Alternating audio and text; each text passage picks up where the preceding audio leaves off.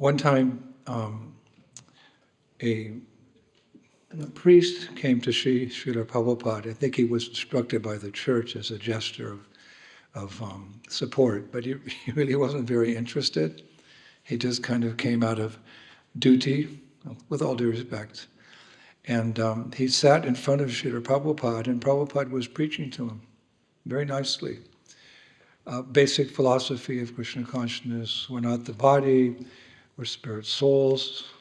Jiver Swapoya Krishnara Nityadas, we're all eternal servants of Krishna, and the priest started going to sleep.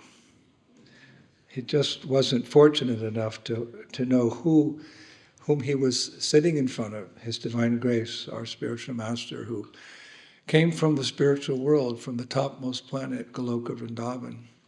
So Prabhupada kept, speaking a little louder. So this priest kind of woke up. So Prabhupada could see that he wasn't really ready to hear, but Prabhupada still wanted to impress upon him something important. So there was a harmonium like this nearby, and Prabhupada called for it, and Prabhupada came over, or sat there, simply they brought the harmonium, and Prabhupada, right in front of the priest, he started chanting Hare Krishna on the harmonium. No mridanga, no kartals. He told the devotees to sit and listen.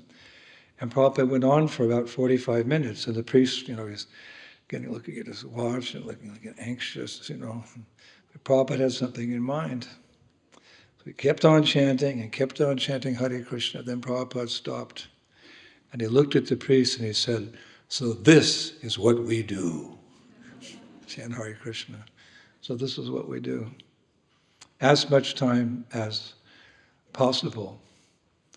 There's that famous quote Prabhupada said, if you've got time, chant Hare Krishna. And one time one of my god sisters came before Srila Prabhupada at her initiation ceremony. There was a large group of devotees getting initiated. And they were coming up one by one and repeating the 4 regulative principles that we vow to follow when we get initiation. And also saying to Prabhupada that I promise I will chant a minimum of 16 rounds every day. So Prabhupada was accepting the disciples, giving their names, etc. And my god sister came up and Prabhupada said, "So, what are the regulative principles and how many rounds of Hare Krishna will you chant on these beads?" So she was a little nervous. She said, "Chitra Prabhupada, I promise to follow 4 regulative principles, no meat eating, no intoxication, no illicit sex, and no gambling." And Prabhupada said, "And chanting?" So she kind of smiled. She said, "Srila Prabhupada, I promise to chant a minimum of 16 rounds every day." So when we were making our vows to Prabhupada, it was from the heart, and we were very, a little proud there that we're going to be his disciples and chant a minimum of 16 rounds. So on this particular occasion, Prabhupada chose to say, he looked over, why a minimum? Why not more? She got home, she blushed. Okay, Prabhupada, more. So as much as possible, because it's the Yuga Dharma. In every age, just like our season goes through, our year goes through 4 different seasons, except here in London. You have the 6 seasons, whatever, in one day. Yesterday it was raining, then it was sunshine, and then clouds came in. Droplets of ice were falling on the ground. Then it got warm, then it got cool, then ice. This is London. But generally a year goes through 4 seasons.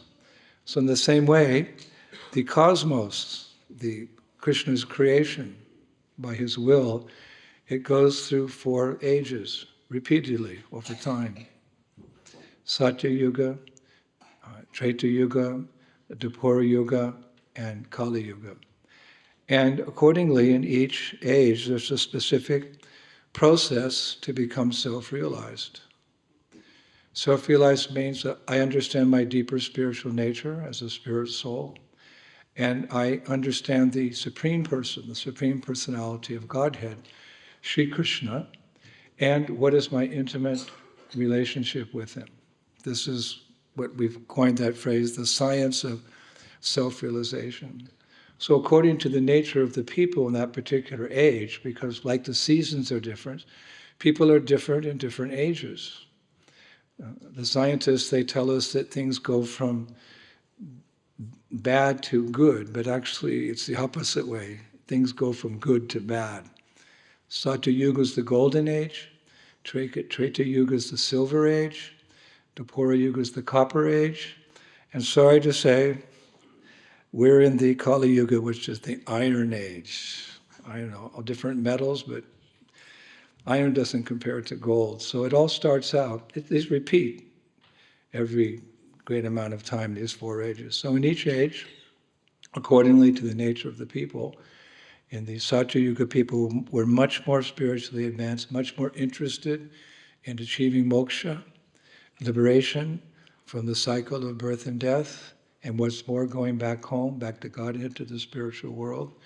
Very enlightened people. So the process was just meditation.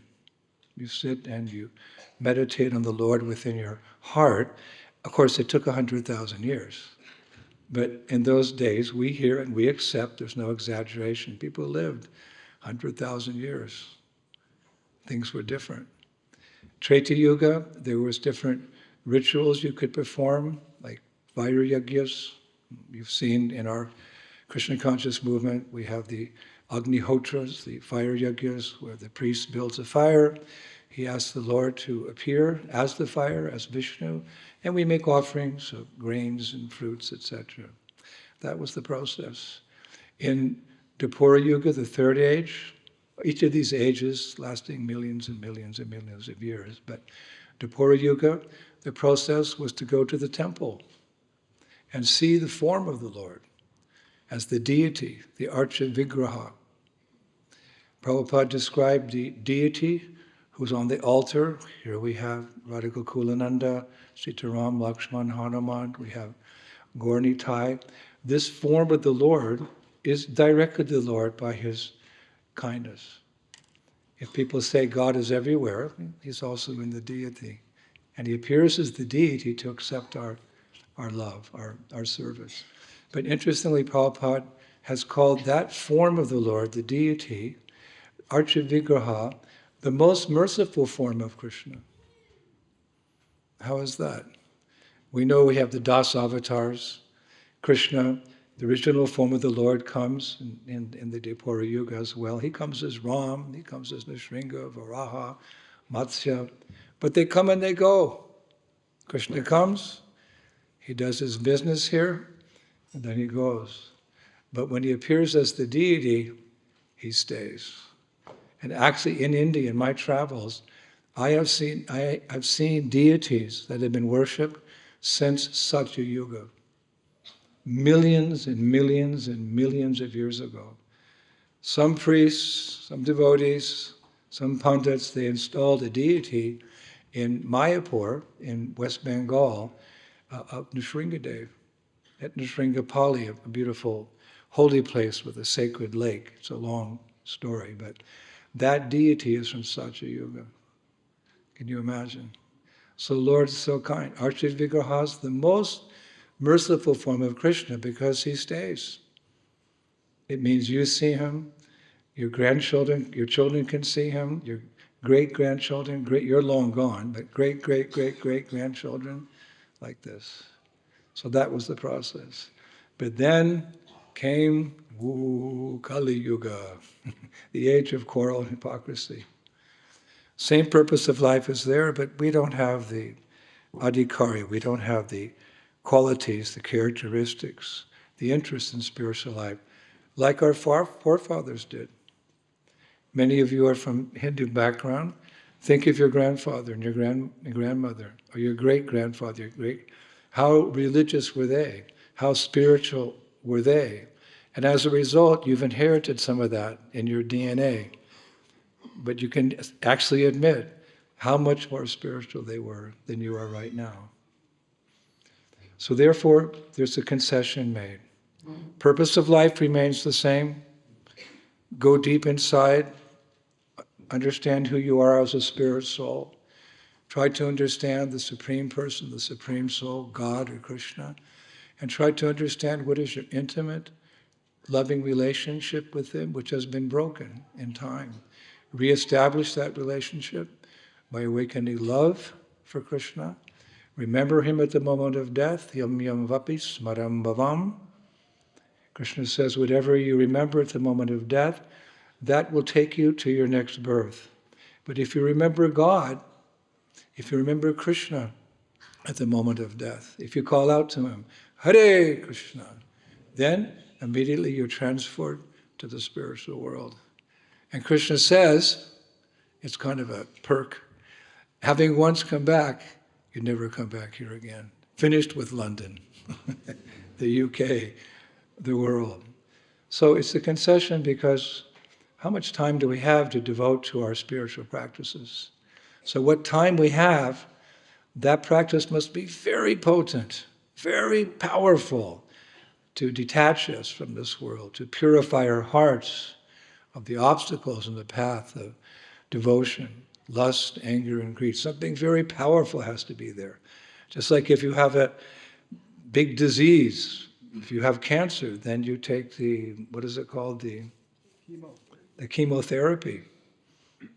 If you scratch yourself, you put a Band-Aid on. If you've got cancer, chemotherapy. So we're the burnt leftovers, I'm sorry to say. We're the burnt leftovers from previous ages. We didn't take it up in Satya Yuga. We didn't take it up in Treta Yuga. We didn't take up spiritual life fully in Dwapara Yuga. So here we are, the burnt leftovers. Sorry, I'm not insulting you, I'm just making an observation. But still, the purpose of life remains the same. So Krishna's very kind. There's a concession. There's a concession. Golok Prem Dan Harinam Sankirtan. In the age of Kali, all you have to do is chant Hare Krishna, Krishna Krishna, Hare Hare, Hare Rama. I was sitting with my spiritual master in Rome one time, and he was speaking something like this, and he said, therefore, what intelligent man or woman would not embrace this process of chanting Hare Krishna? You go back to Godhead even in Kali Yuga. He just couldn't conceive why all of London's not here tonight. It's like, there's in the store you have your heralds. You have your heralds. You probably don't shop there, it's high-end, but that store's, very, very expensive. But at the end of the year, I don't know what they call it here in America, it's called Black Friday. There's a sale and everything's 50% off. So what costs so much money during the regular year, in that special day, it's 50% off. So everyone goes and buys, not everyone, but many people go and buy things because it's on sale. So spiritual life, moksha, liberation from the repetition of birth and death, reincarnation, birth, death, birth, death, birth, death, birth, death. Samsara, the wheel of time, transmigrating, birth after birth into this world, which, let's be honest, Krishna says, dukkhalayam shashvatam. It's a temporary place, but full of so many problems. So this isn't our real home. It's not natural to have to be born, get disease, go old and die. That's not natural. Natural life is an eternal life of bliss and knowledge in the spiritual world, where the poets say, every word is a song, every step is a dance, and there's a Hare Krishna festival every day. It's not exaggeration. It's not somebody's made this up, a children's story, some fable. No, it's reality. It's given to us by the great rishis and the sages and the yogis of the past. So this is a special opportunity. It's a sale in this age.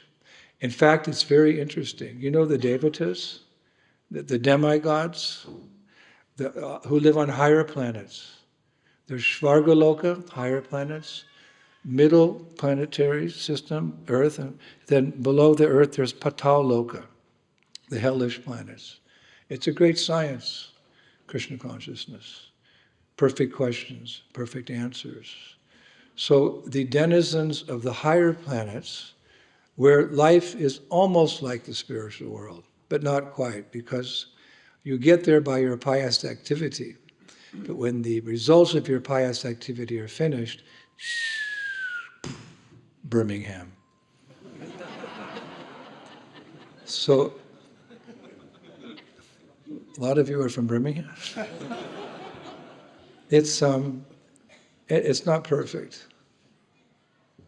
So, although this is Kali Yuga on the earth, and life there is, material life is much, much better. Those denizens of heaven, the devatas, the demigods, whom many people adore and actually worship.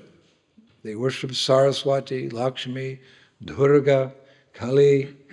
We worship them for material benedictions. Those devatas, Prabhupada said there's a long line of demigods praying to take birth in this age of quarrel and hypocrisy, in this dark age of Kali. When I heard that, I thought, what?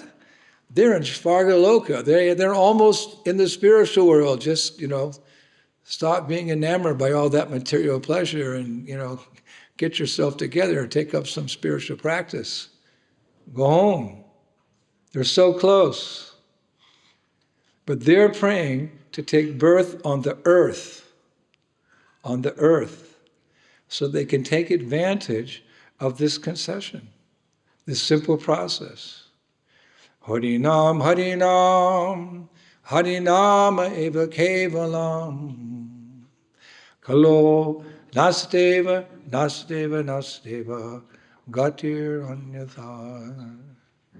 This is from the Puranas. Puranas means the ancient history or the ancient description of spiritual life in this earthly planet, or even in this universe or solar system or material world.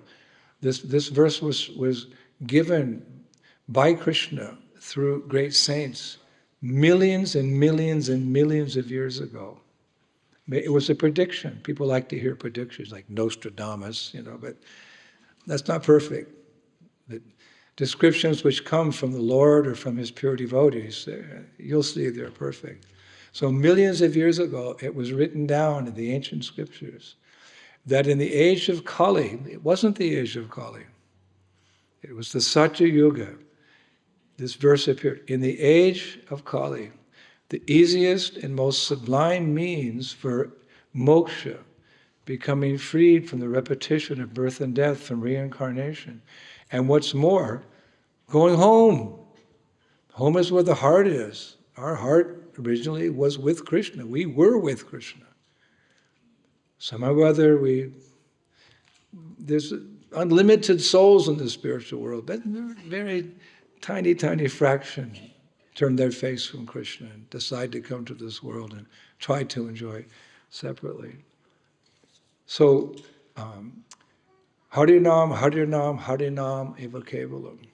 In the age of Kali, the most simple and sublime process of reviving our dormant sense of love for God is just to chant Hare Krishna, Krishna Krishna, Hare Hare, Hare.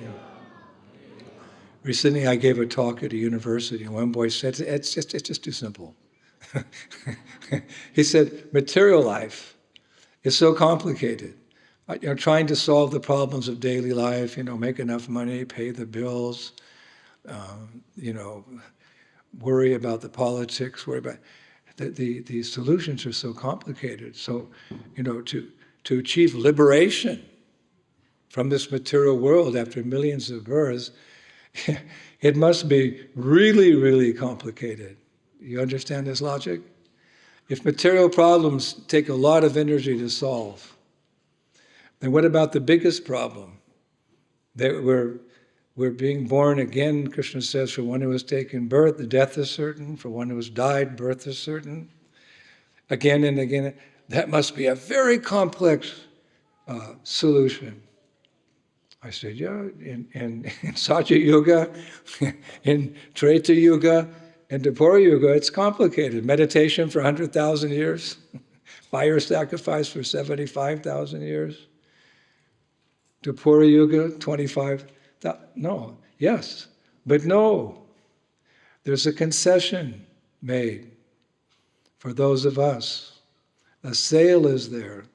The most sublime and easiest process for achieving liberation is chanting Hare Krishna, Krishna Krishna, Hare Hare, Hare Rama. So the boy said, prove it. He challenged me. He said, prove it. I said, okay. And this was some time ago. My mother had sent me some photographs as I was growing up, because my disciples, they wanted to see, what I did before I was a devotee, how I became a devotee. I tried to hide the ones before I became a...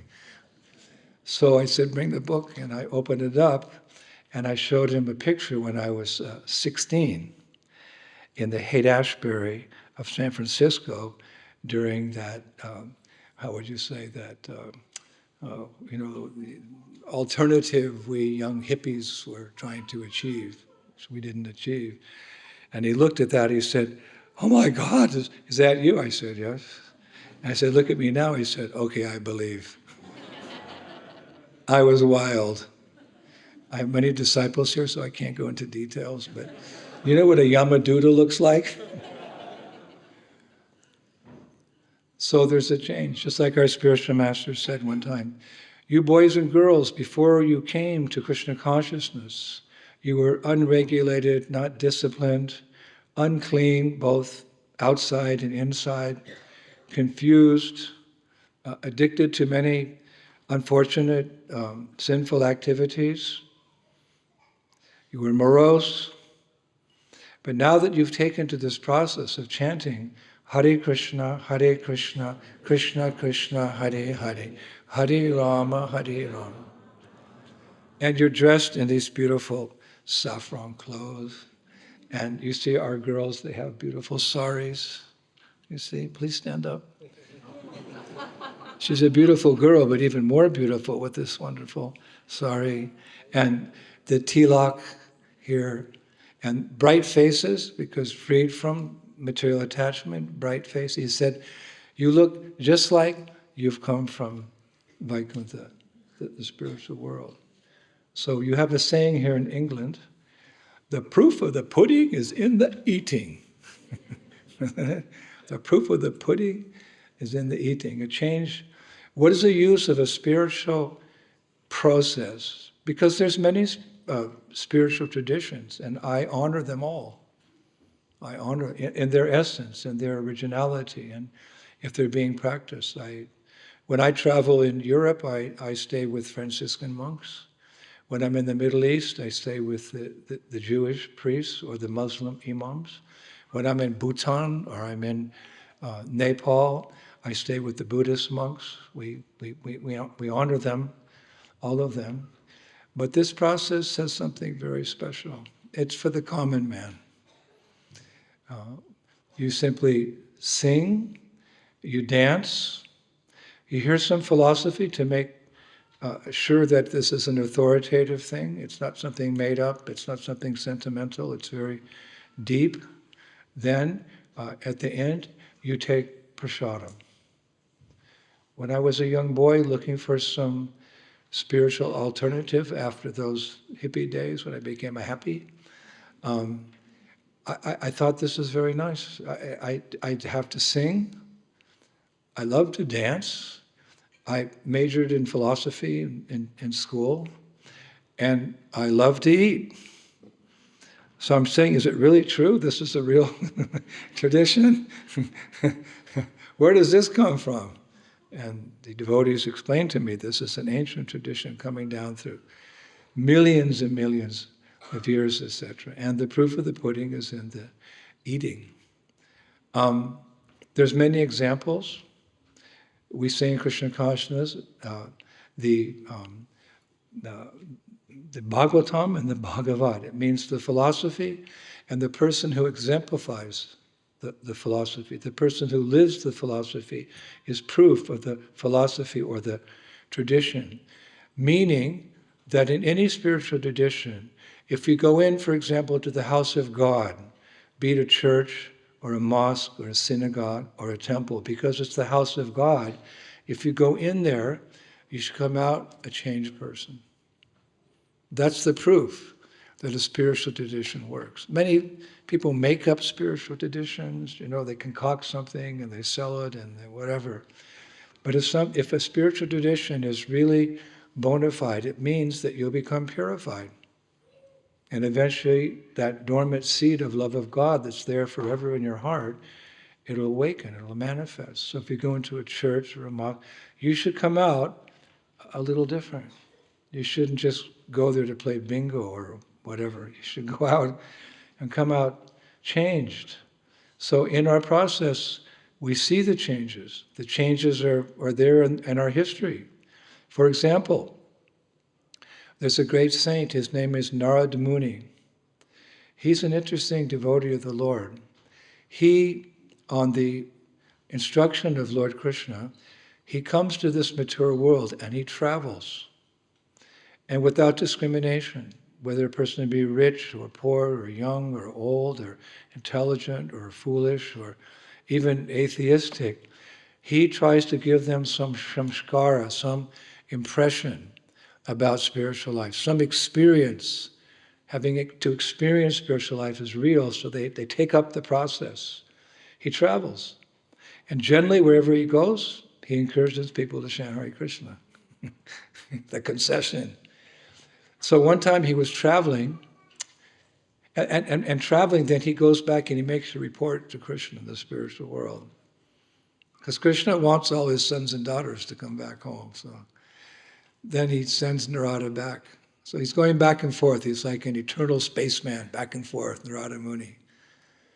So one time Narada Muni was traveling and sharing this wonderful chanting of Hare Krishna with everyone and anyone he met. And he came across a hunter in the forest.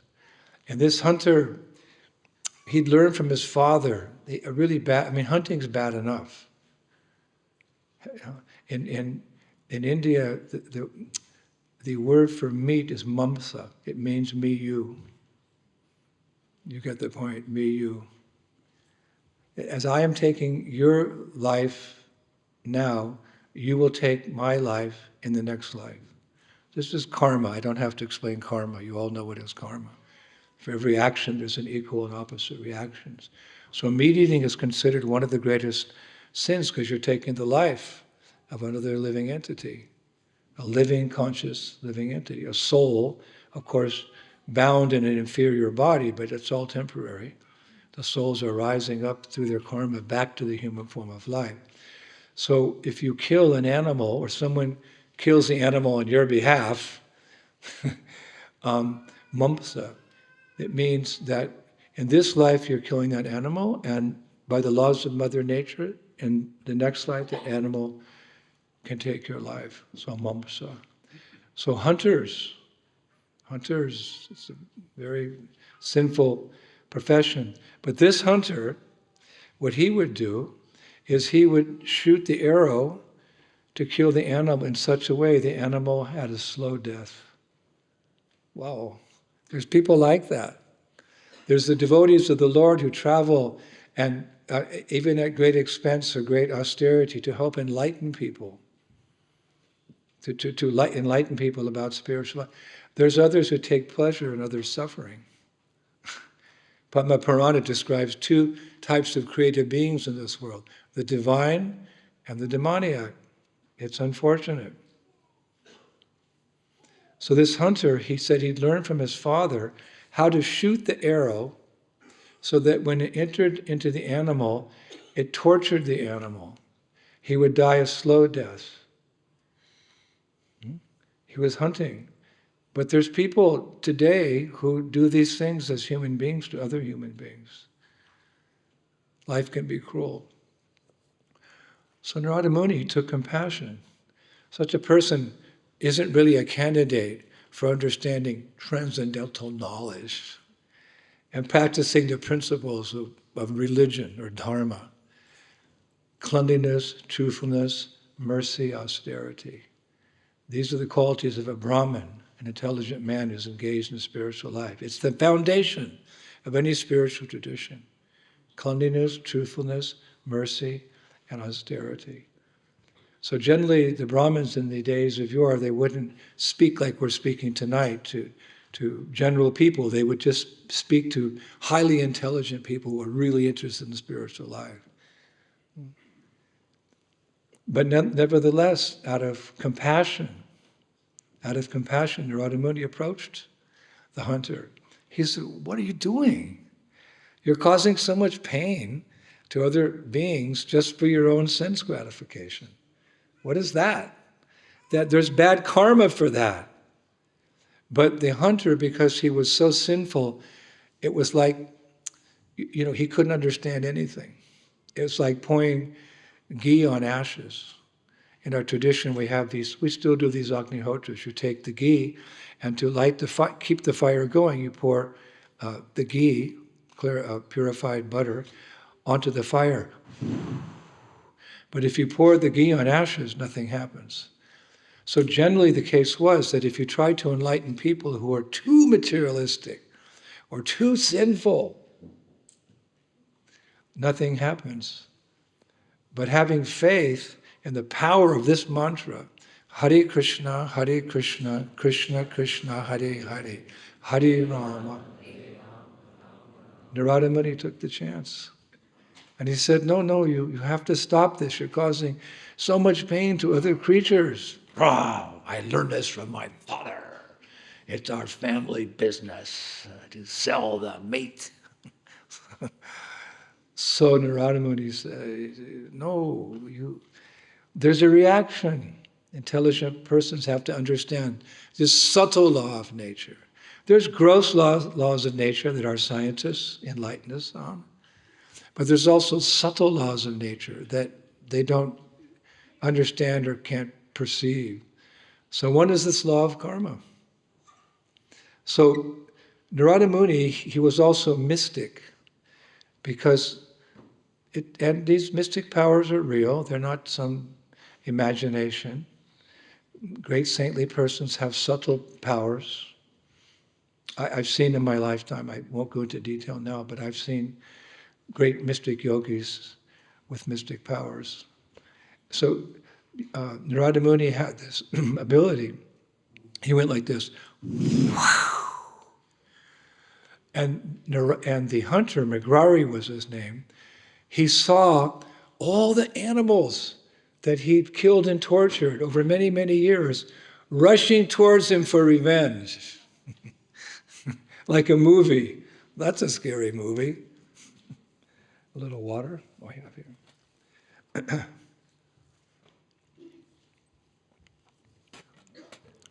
He saw all the living entities that he'd been so unkind to, rushing to him for revenge. He said, "Stop! Narada, help!" So Narada Muni, vision stopped. So seeing that, the hunter had a change of heart. This is the value of associating with a saintly person. They're not ordinary, they're extraordinary because of their dedication to becoming purified of all unwanted things and awakening their love for God. It's said to hear from a saintly person is the perfection of hearing. To touch a saintly person is the perfection of touch. To take the remnants of his food is the perfection of the tongue, like this. In their association, just like, some years ago, COVID, don't worry, COVID, even without knowing it, you associated with the person who had COVID and you got the COVID. So if you associate with saintly persons who are pure, by their association you become purified. This is one way to make spiritual advancement. And there's always some saintly persons in society. Krishna arranges like that. So Narada Muni had a change of heart.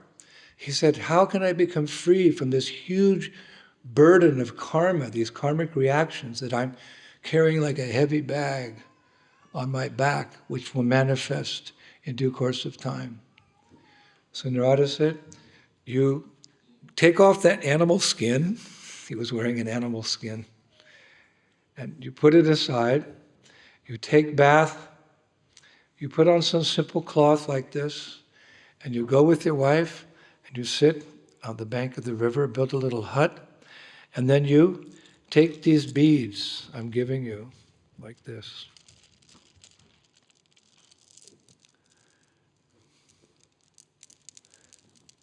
You take these beads like this, and you chant, Hare Krishna, Krishna Krishna, Hare Hare, Hare Rama, Hare Rama. Hare Krishna, Krishna Krishna, Hare Hare, Hare Rama, Hare. There's 108. And he said, go around them or chant 192 rounds a day. It takes 22 hours. It's the real business of life. These beads are 250 years old. They were given to me by a saintly person. Saintly persons in Vrindavan have very soft hearts, so they're made from the root of the Tulsi plant.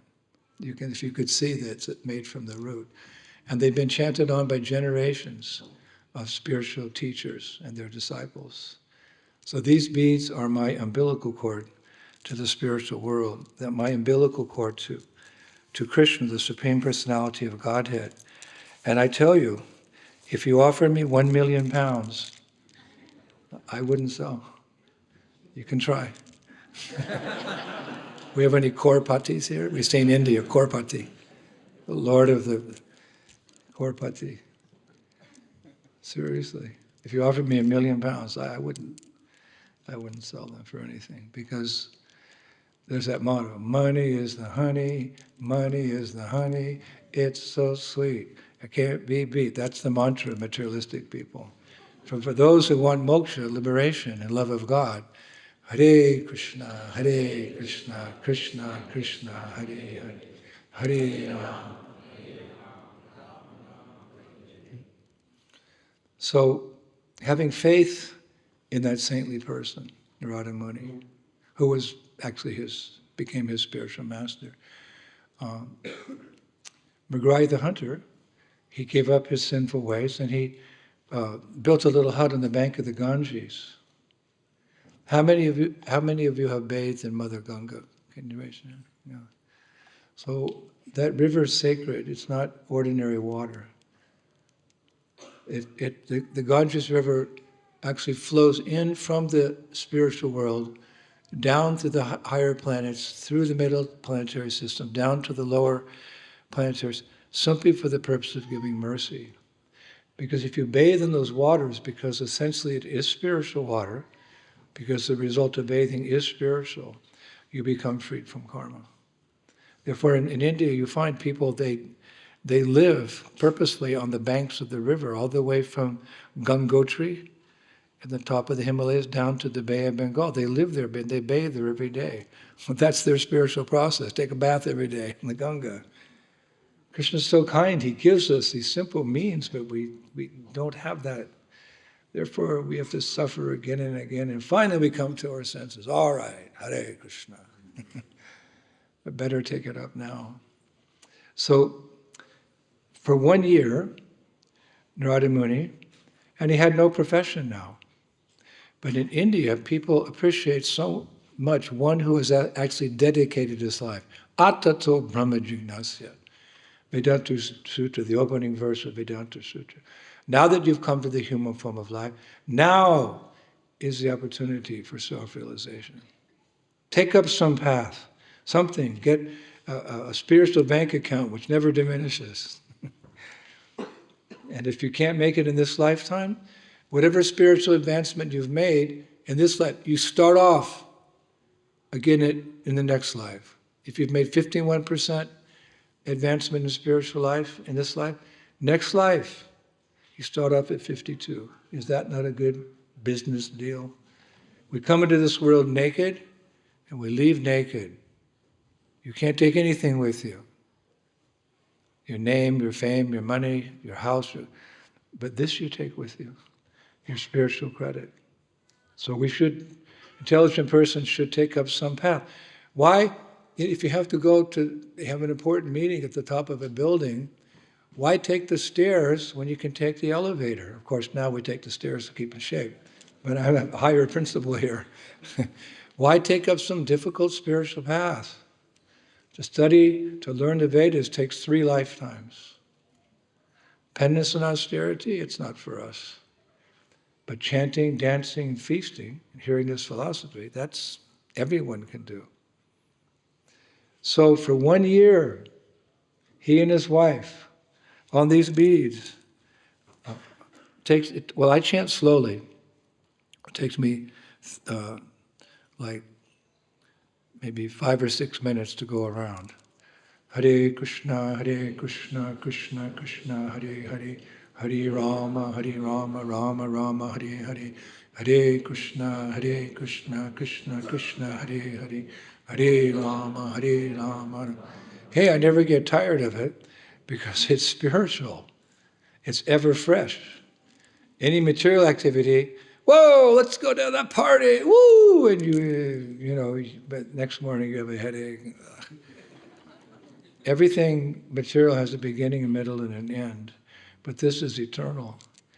I've been chanting for 54 years and 2 months. I've been chanting every day. Look nice.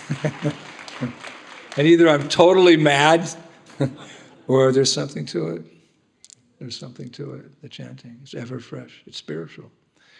So Narada, he chanted very sincerely. That was his business. One time my spiritual master said, "You American boys and girls, you are so passionate. I have to create so many activities, spiritual activities, to keep you engaged. But if possible, you could become Krishna conscious just by sitting down and chanting Hare Krishna all day long." I was 19. I couldn't sit down all day long. So I've been chanting the Hare Krishna and traveling the world, spreading the glories of chanting Hare Krishna. So it's my good fortune to be with all of you this evening. So he chanted, and he chanted, and he chanted. And it happened to be that Narada Muni, a year later, he was back in that part of the woods, as we would say in America, that part of the woods. He was traveling back there, and he had a friend, Agastya Muni, because sadhus like to travel with like-minded people, birds of a feather, flock together. So the two of them, Narada Muni and Agastya Muni, they're traveling, and Narada Muni is coming through this like jungly area, and he says to Agastya, I have a disciple. His name's Murgrari, and he lives in this area near the Ganges. So Agastya Muni said, oh, he was born in a Brahmin family, and he went to the Gurukula, means the school of the spiritual master, from 5 to 25, and he learned the Shastra, and he was chanting the mantras and worshipping the Archavigra. And Narada Muni said, no, he was a hunter. And Agastya Muni covered it. Just like an intelligent person, he doesn't use foul language, what they call 4-letter words. It's very common these days. When I was young, if I said a 4-letter word, my dad took a bar of soap. People are so fallen these days, the words they use. Therefore, Prabhupada said, this material world is no place for a lady or gentleman. So, Agastya Muni, are you a hunter? You have a disciple who's a hunter? Narada Muni said, no, he's no longer a hunter. But he's becoming devotee of the Lord. He's become purified. By chanting Hare Krishna, Krishna Krishna, Hare Hare, Hare Rama. Many times people asked my spiritual master, Srila Prabhupada, what's the meaning of this mantra? And Prabhupada's classic reply was, it means my Lord, or the energy of the Lord, Krishna's consort, Srimati Radharani. You always see Krishna with his consort, Sri Radha, the divine couple. My dear Lord, my dear Radharani, Please pick me up from this ocean of death and fix me in your devotional service in the spiritual world. A classic example.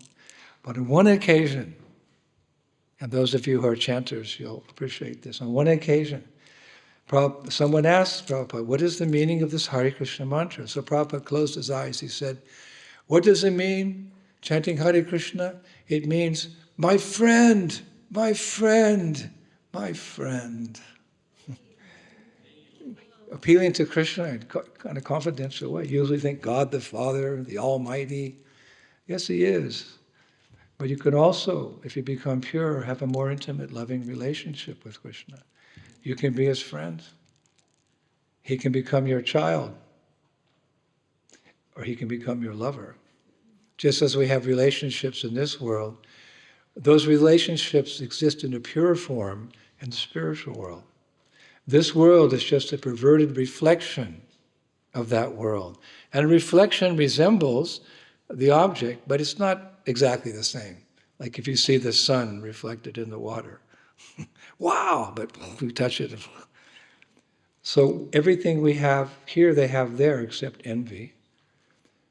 So Krishna is so kind that He allows Himself to become subservient to His devotees' love. It's another talk for another day.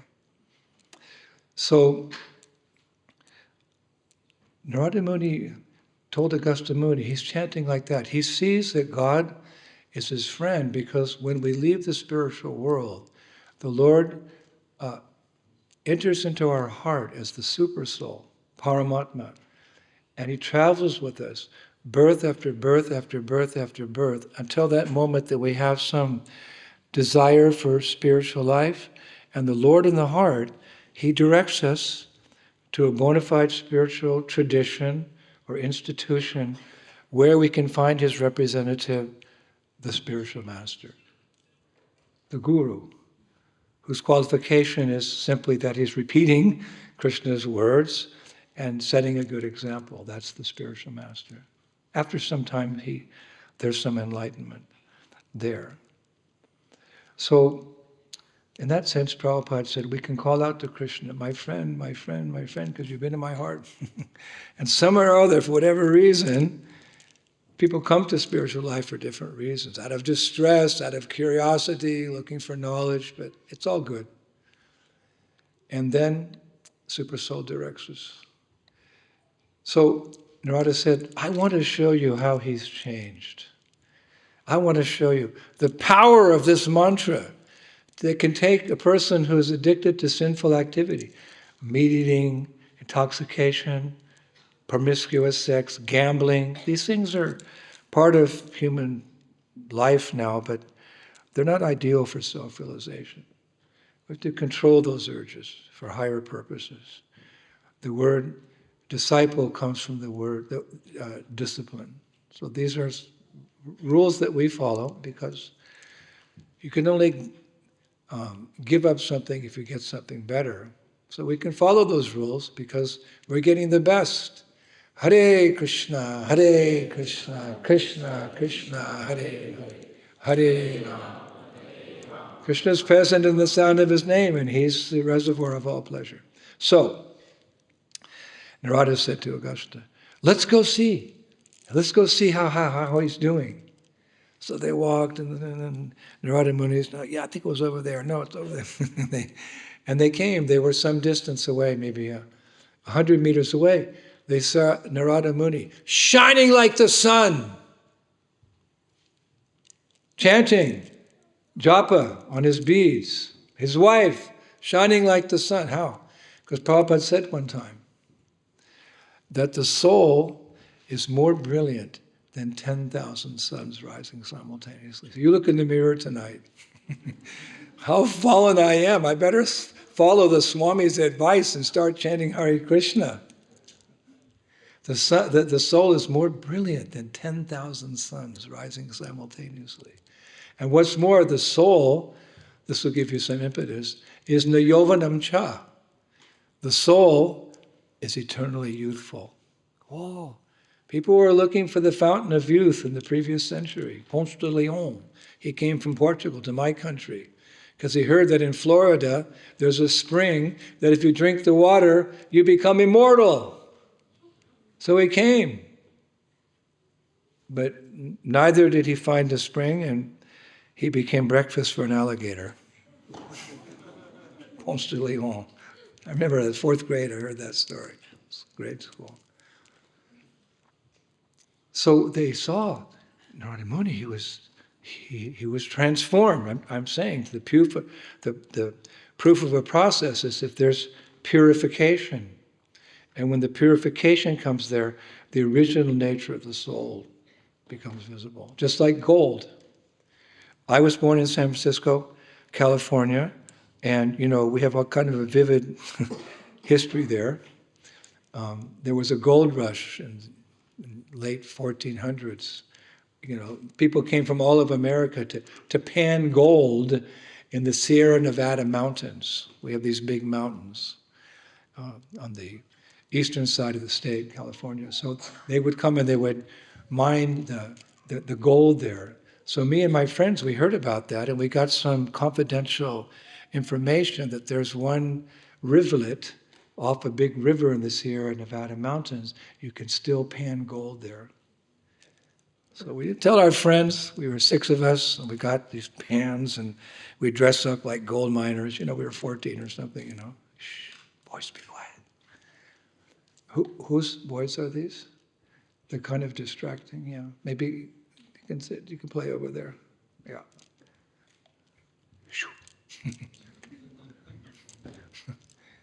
We'll talk after. I'll tell you some stories. So you have to listen. So we went to the mountains, and we went to that place, and we were panning for gold. You know how you do it? It's not really a lesson that Sadhu gives. But you take the pan, and you put some water in there, and you take a little of the gravel, like this, and you do it like this. And because the gold is heavier by nature's way than the other rocks, if you do this, then the gold comes to the bottom of the rim there. So I remember the first time I made it, wow, gold! I actually found gold. But it didn't look like gold, because it was like a brownish color. So my friend, who knew more than me, he said, no, it's actually gold. I said, no, it doesn't look like a gold ring. He said, yeah, but you have to put the gold into fire. And by firing the gold, the impurities go away and the true beauty of gold becomes manifest. We call that the fire of ordeal. So Narada Muni, as sinful as he was and how much bad karma he had, through the fire of ordeal, meaning being fixed, I am going to make some spiritual advancement in this life. I know everything's temporary, so I'll get a good education, I'll get a career, I'll have a family, I'll pay my taxes, I'll worry about the environment for the future generations. But I'm going to use this life for some spiritual advancement, because no other species of life can become spiritually advanced. So I'm going to do that. If you have that determination, excuse my French, through hell and high water, then that becomes an eternal asset. You'll never lose it. So why not? And all you have to do is get some beads. Hare Krishna, Krishna Krishna, Hare.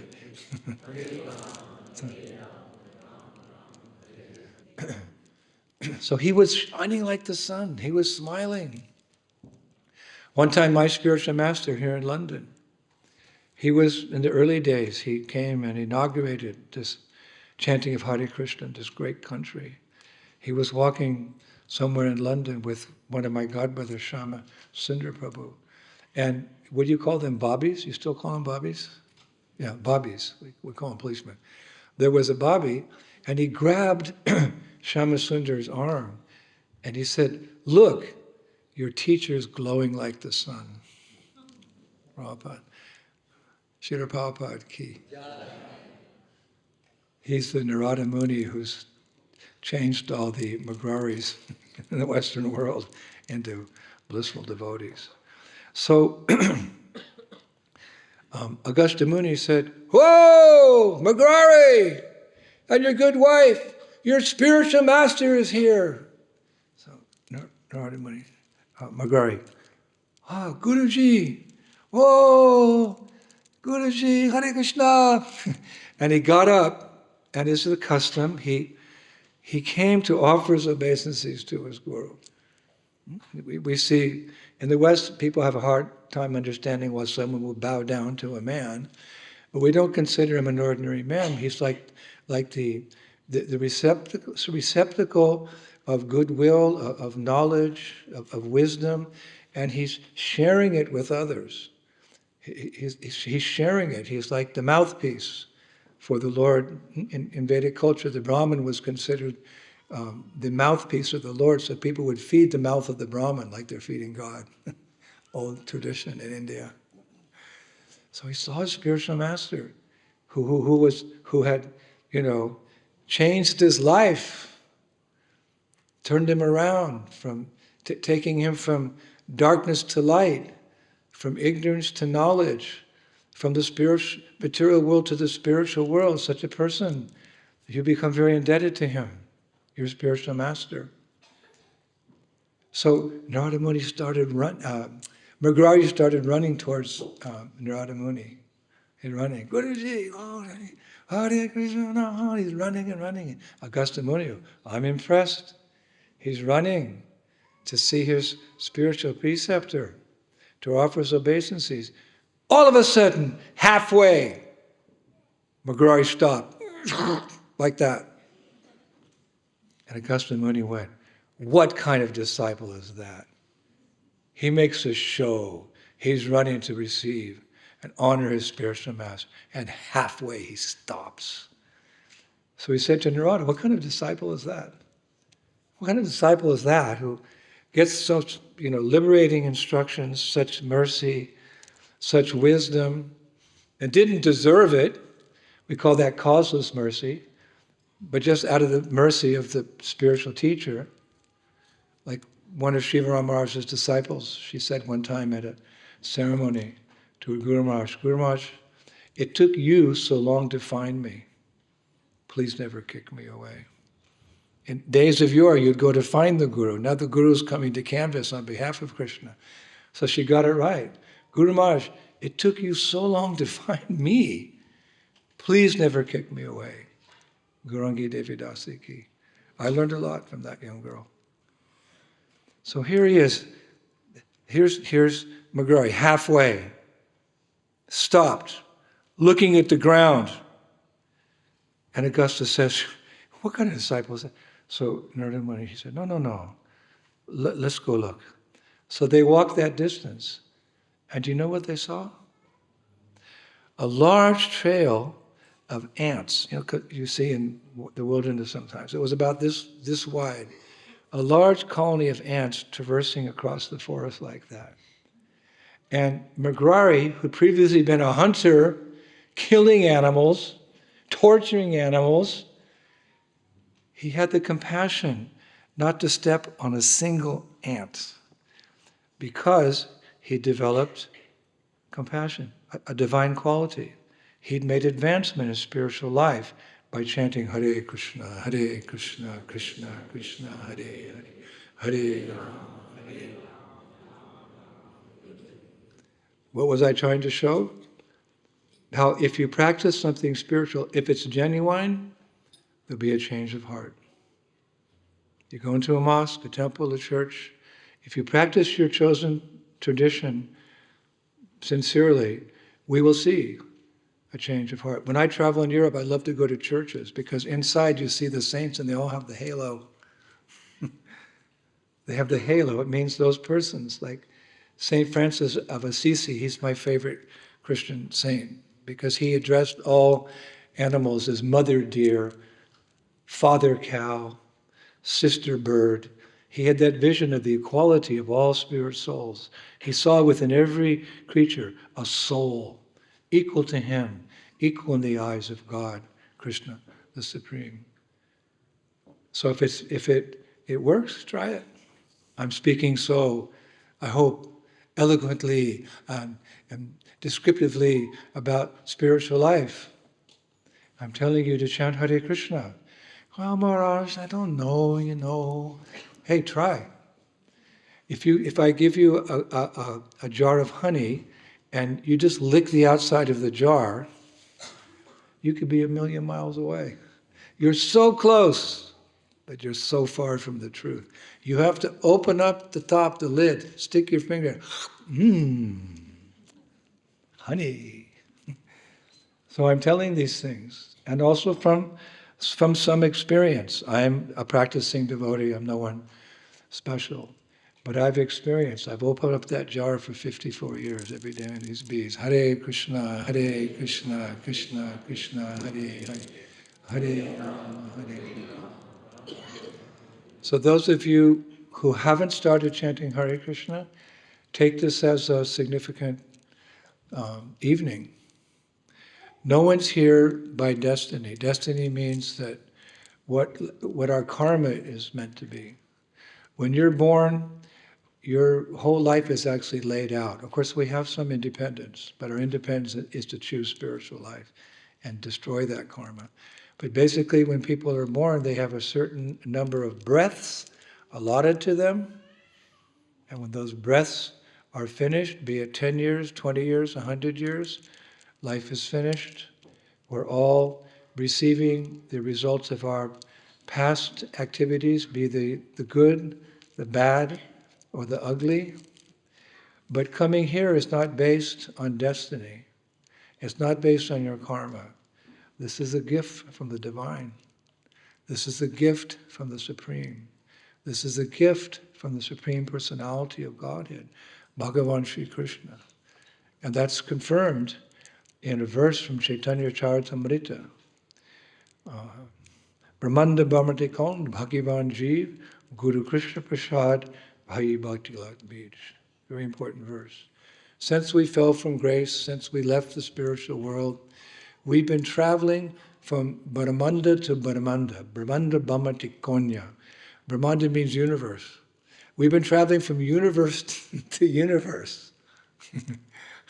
And species of life to species of life. And body to body. This is your history. I think there's a program online, some website. If you give a little blood or saliva or something, they can tell you generations back in your history. My mother told me one time that one of my great-great-great-grandfathers signed the American Declaration of Independence in 1776. Freedom from the British. Here I am talking to the British. So we have this history, but the history that we learn from saints and rishis and yogis and from these ancient scriptures reveals so much more. We've been traveling from universe to universe, from species of life, from body to body, this traveling. Atmas, I say Atmas is another name for the soul. Atmas in transit. We have to stop it. So that type of traveling would never have brought you to this spiritual oasis, this Bhaktivedanta Manor. No. Somehow or other, Krishna in your heart, he saw a little light, like, I remember whenever we'd go on vacation, my father would, there's a pilot light for the gas in the house. He'd blow the pilot light out because the pilot light's always on. And when you want to use the stove, because that pilot light's there, you have gas. So there's a pilot light of love of God, prema, Krishna prema, love for the divine, which can bring tears to your eyes. We're talking about that stage, that stage of enlightenment. Oh, Govinda, Krishna, feeling your separation. I'm considering a moment to be like 12 years or more. Krishna, tears are flowing from my eyes like torrents of rain out of love for you. That's the highest goal of life, to awaken your dormant love for God. So when Krishna senses in your heart that there's some tendency to take up that path, like Confucius says, the longest journey begins with the first step. It's good enough, the first step. If you're drowning in the ocean, somebody picks you up 1 inch above the water. It's a big thing. You may not be in the boat back to the shore. You may not be back home having dinner. Just 1 inch. So to begin spiritual life is significant. It's something really important. So when Krishna sees in your heart, you may not even see it, but he knows you. So he knows you're ready. He arranges, you get an invitation to Bhaktivedanta Manor to hear the Swami speak tonight, or to come and have some prasadam, or to sing Hare Krishna. And you say, yeah, why not? Yeah, I'll come. It's divine. We're all looking for divinity. We all want a spiritual experience. Just being here and hearing these spiritual truths, and we're going to chant Hare Krishna pretty soon. This has all been arranged by Krishna. It may seem fabulous to you, like, how is it possible? But take my word for it. You are here by the mercy of Krishna. He's giving you the chance. There's that verse in Padyavali by Rupa Goswami. O Krishna, I'm drowning in the fathomless whirlpool of material existence.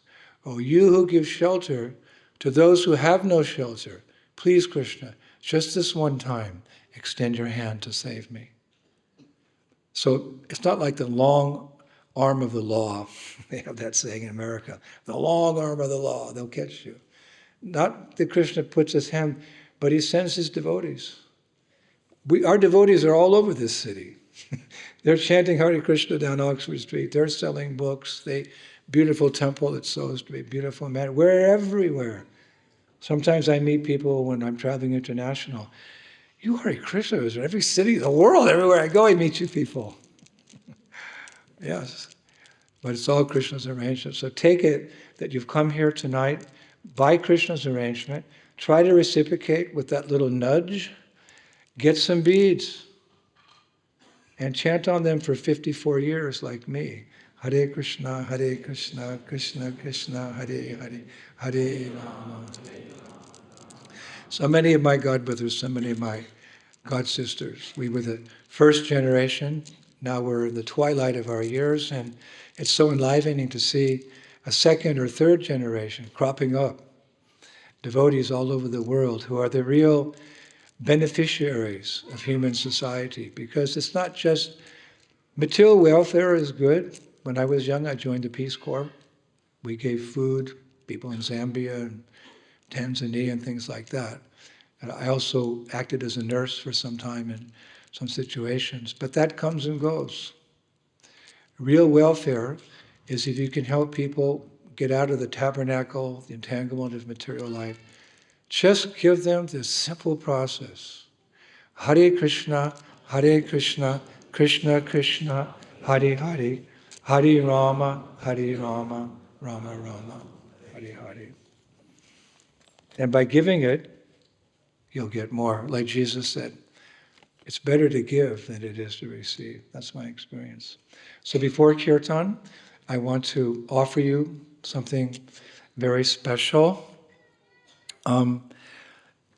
Anyway, I don't like to talk about myself, but I'm known as a traveling monk, the traveling monk. That's just a brand the disciples gave me. And in my 54 years of traveling the world, I've been in every country, almost every country in the world, except North Korea, and I don't plan to go there. I'll send them some emails or something, but everywhere I go, this is what I do.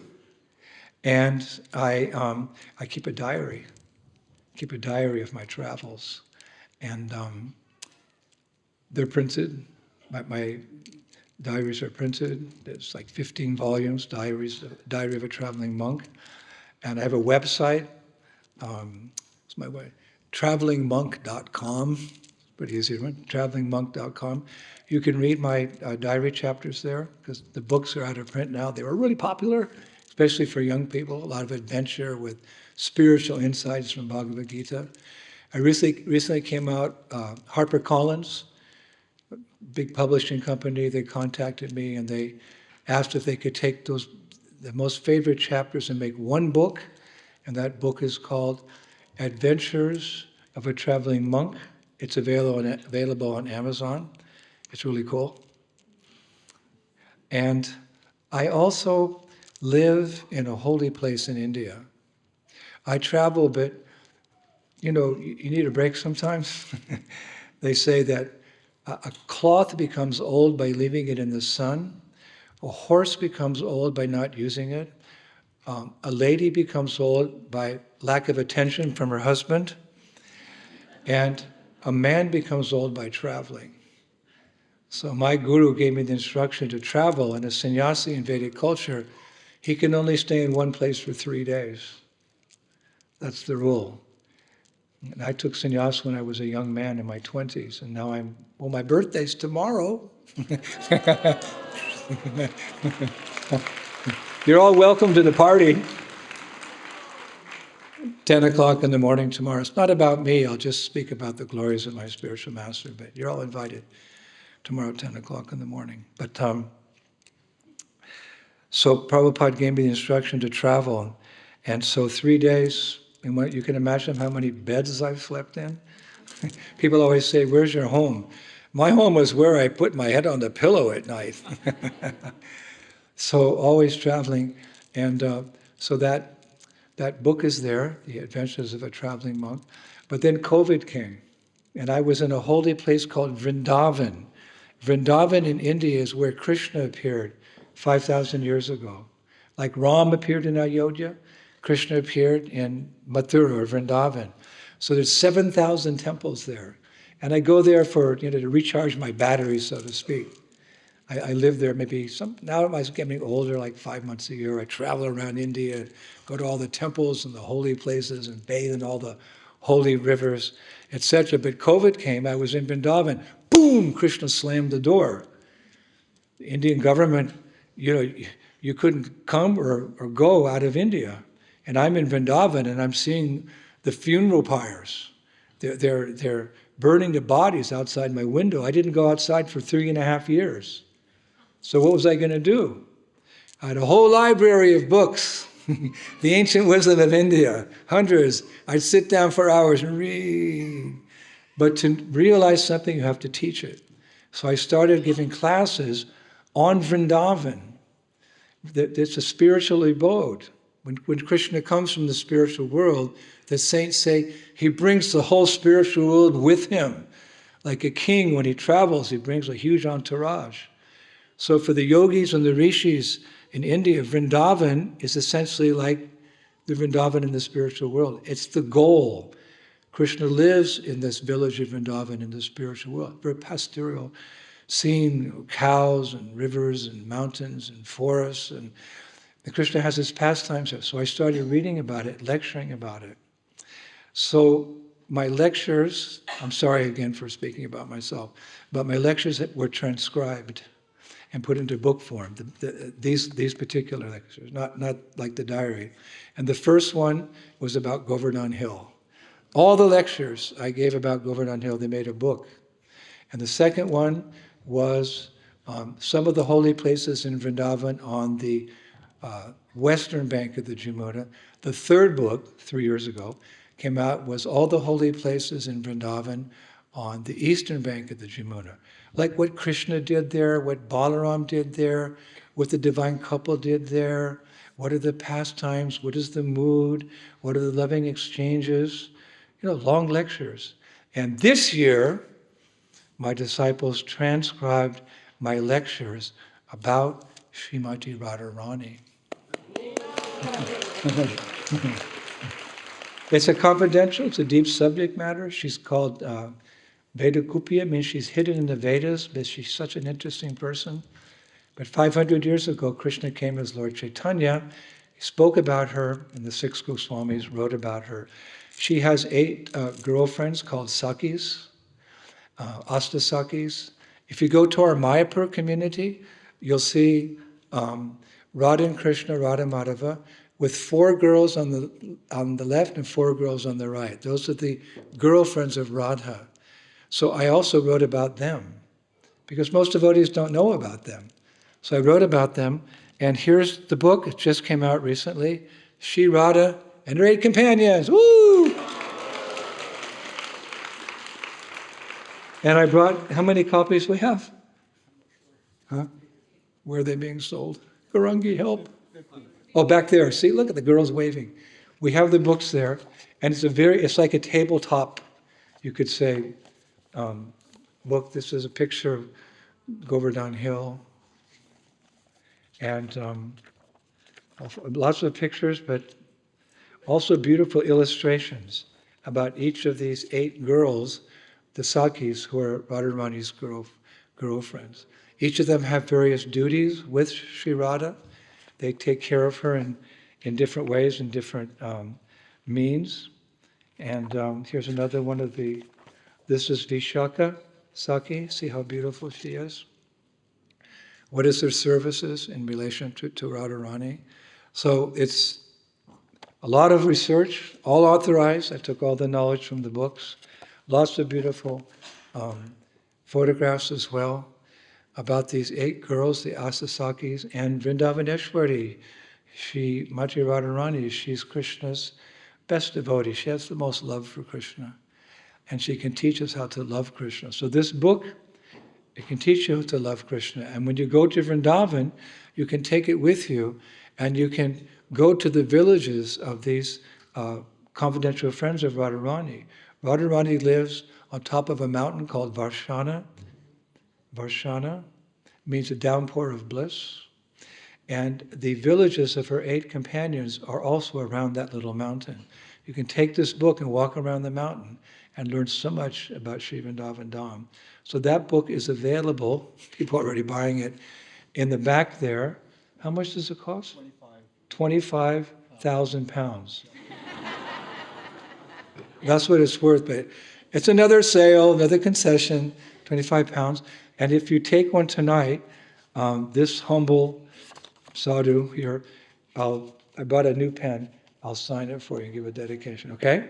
So that'll be going on. We're going to have kirtan, but during the kirtan, afterwards, I'll stick around. Also, I'm making a new announcement. Dun, dun, dun, dun, dun, dun, dun, dun. I travel around, I don't travel alone. I travel with a group of talented actors. And we put on festival programs around the world. You know, most people are not like you. You know, they can't sit hear philosophy too much. They may not be so interested in, putting on a dhoti or a sari and sing, but they like to be entertained. So we have entertainment in the form of theater.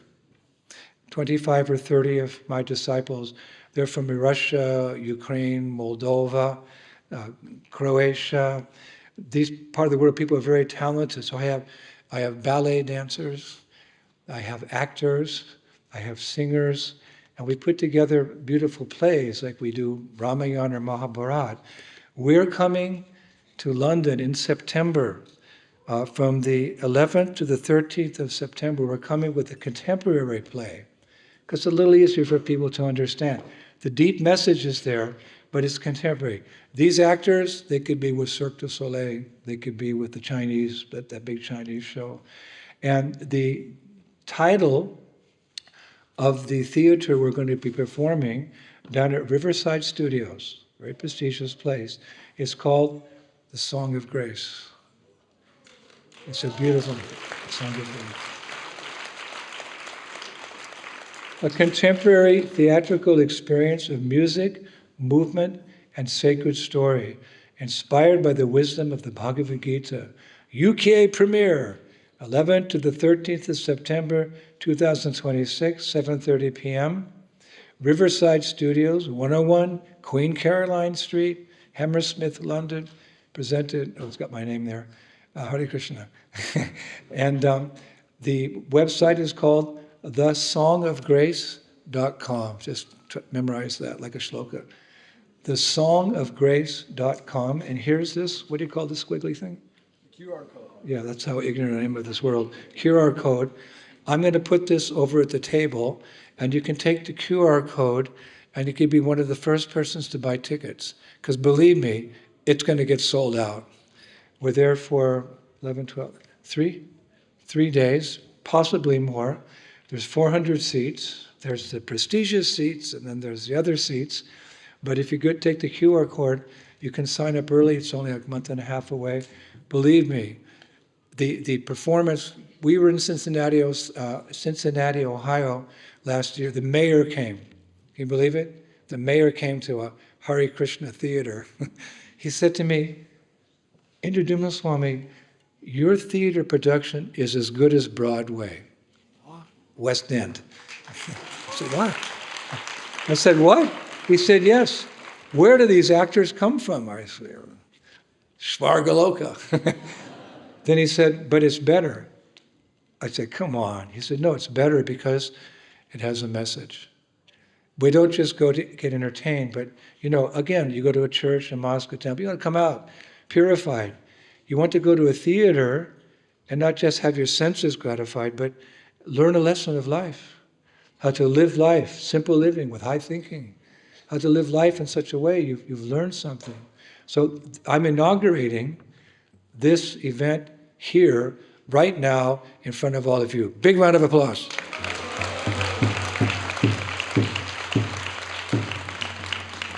This is Premananda Kirtan. He's the vision behind it. He's training all the actors. He's working 24/7. After London, we want to take it to Paris, to Geneva, to Rome, and we even take it back to India. We want to take it to the whole world so they get entertained in a very cultural way with the message of the wisdom of Bhagavad Gita. So please come.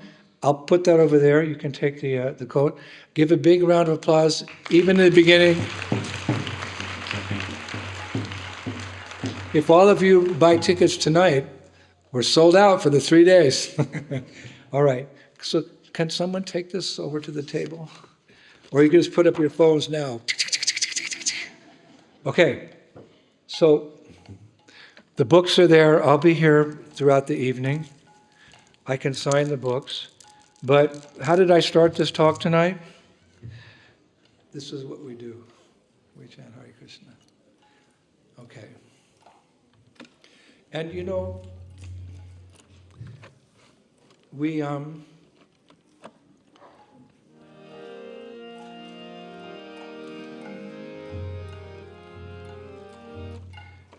like to give credit where credit is due.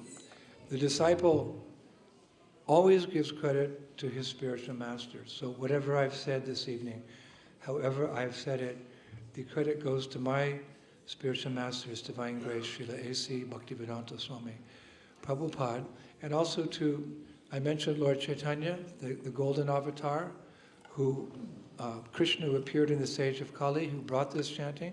So I think it would be appropriate that we chant some mantras to Lord Chaitanya, and then we'll chant Hare Krishna. And hopefully you'll chant and you'll dance. Don't be a wallflower. Sri Krishna Chaitanya Prabhu Nityananda Sri Advaita Gadadhar Sri Vasadi Gaur Bhaktivedanta.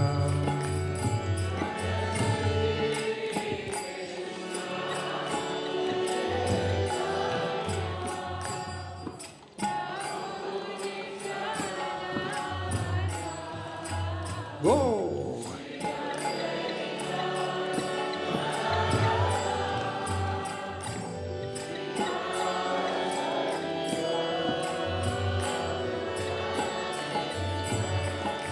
Jaya Sri Krishna Chaitanya Prabhu Nityananda Sri Advaita Gadadhar Sri Vasadi Gaur Bhaktivedanta.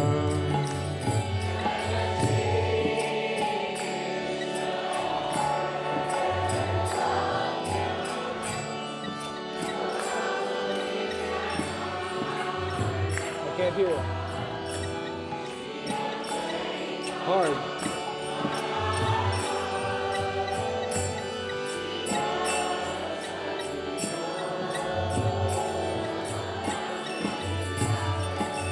Jaya Sri Krishna Chaitanya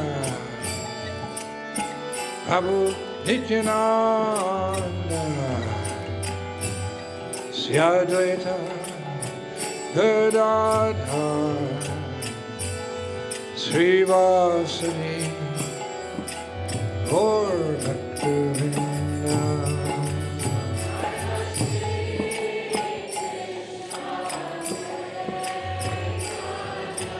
Gaur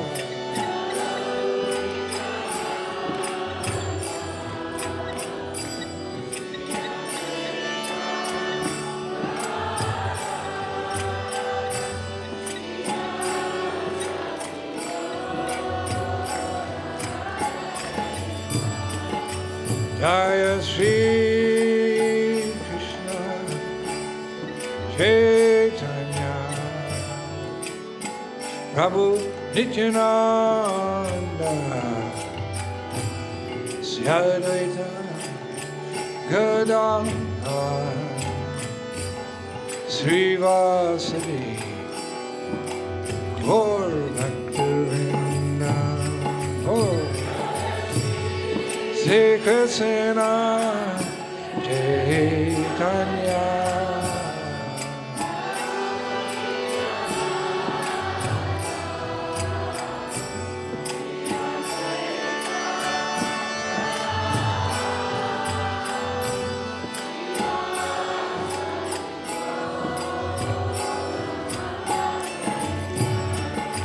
Hare Krishna Hare Krishna, Krishna Krishna, Hare Hare, Hare Rama, Hare Rama, Rama Rama, Hare Hare. Oh.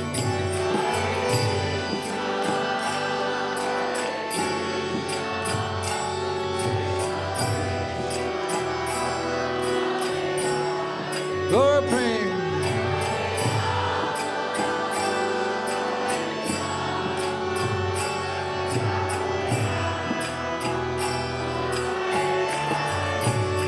Hare Krishna, Hare Krishna, Krishna, Krishna, Hare Hare, Hare Rama, Hare Rama, Rama Rama, oh, Hare Hare.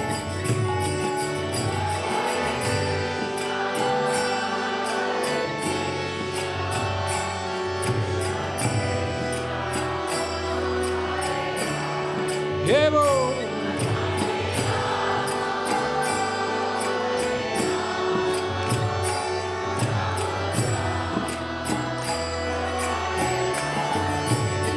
Hare Krishna, Hare Krishna, Krishna, Krishna, Hare Hare, Hare Rama, Hare Rama, Rama Rama,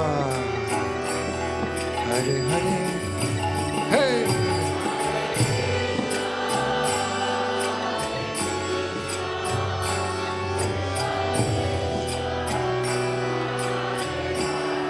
Lord Prem.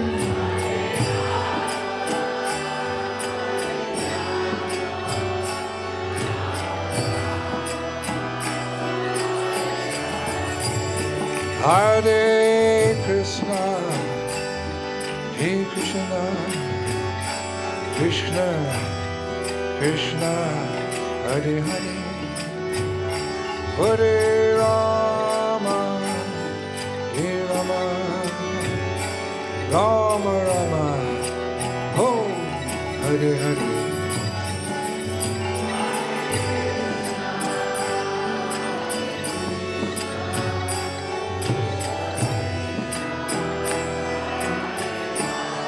Devo.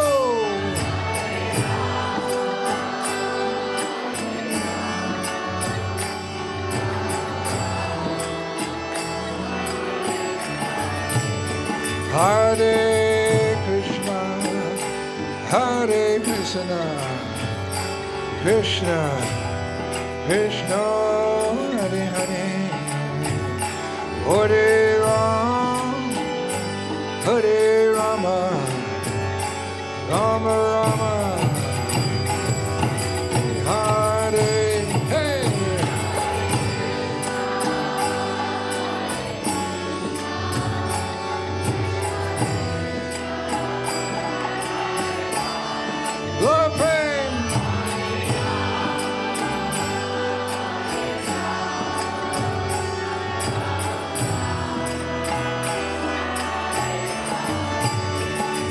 Hare Krishna, Hare Krishna, Krishna, Krishna, Hare Hare Ram, Hare Ram, Rama Rama, Hare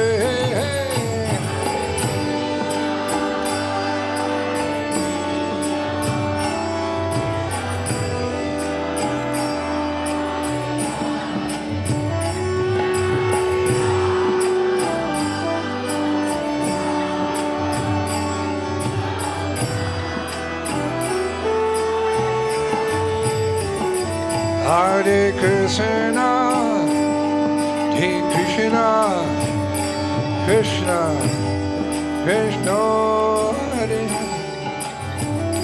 Hare Ram, Hare Ram, Rama Rama, Hare Hare, Hare Krishna,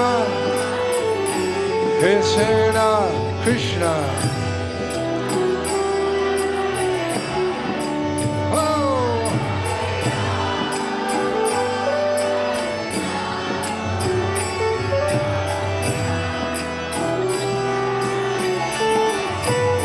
Hare Krishna, Hare Krishna, Krishna, Krishna, Hare Hare, Hare Rama, Hare Rama, Rama Rama, Hare Hare, hey!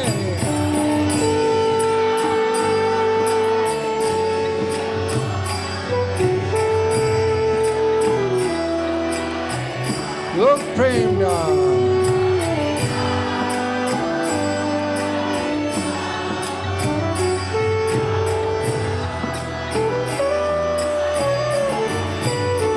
Hare Krishna, Hare Krishna, Krishna, Krishna, Hare Hare, Hare Rama, Hare Rama, Rama Rama, Hare Hare,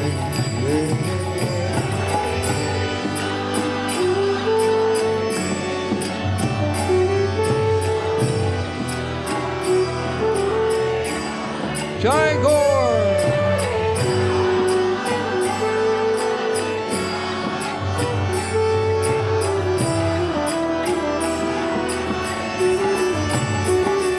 Hare Krishna, Hare Krishna, Krishna, Krishna, Hare Hare, Hare Ram, Hare Ram, Rama Rama,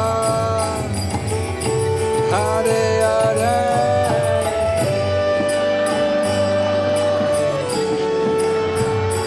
Krishna,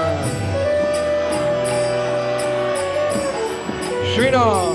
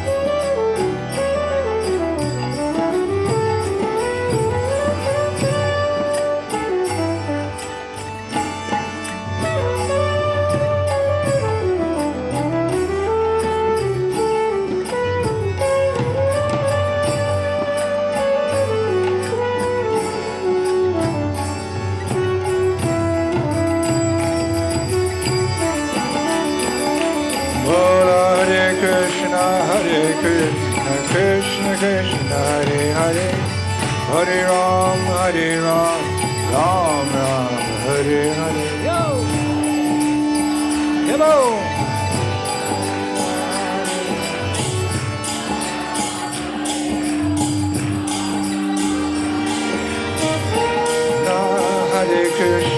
Krishna, Krishna Hare Hare, Hare Ram, Ram Ram, Hare Hare.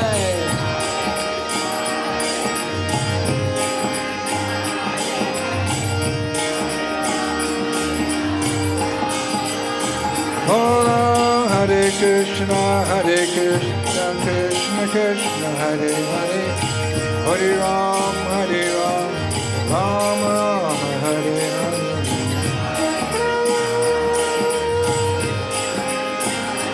Oh!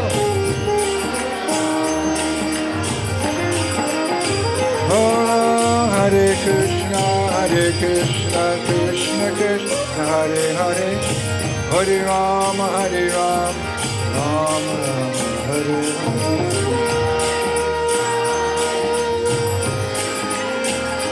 Yevo! Hare Krishna, Krishna Krishna, Hare Hare, Hare Ram, Ram Ram, Hare Hare.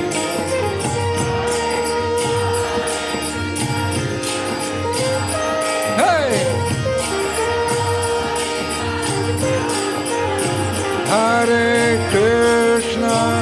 Krishna, Krishna Krishna, Hare Hare Ram, Ram Ram, Hare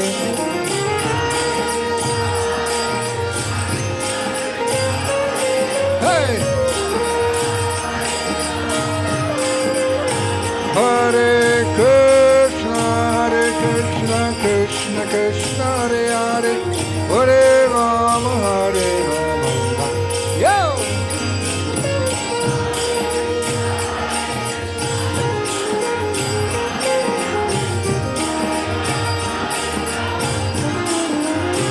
Hare Krishna, Krishna Krishna, Hare Hare Ram, Vamos!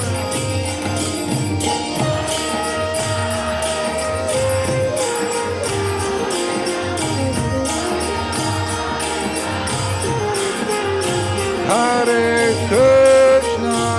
Krishna, Krishna Krishna, Hare Hare Ram, Ram Hare. Woo!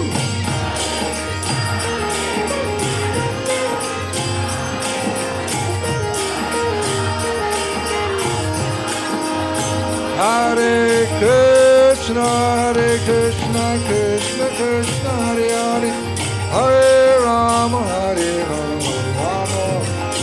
Yevo!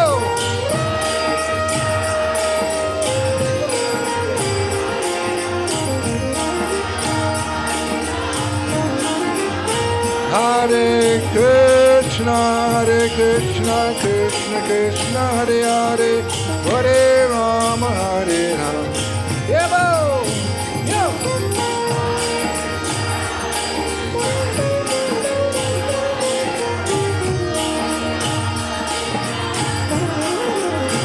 Hare Krishna, Krishna Krishna, Hare Hare, Hare Rama, Rama, Hare Yo!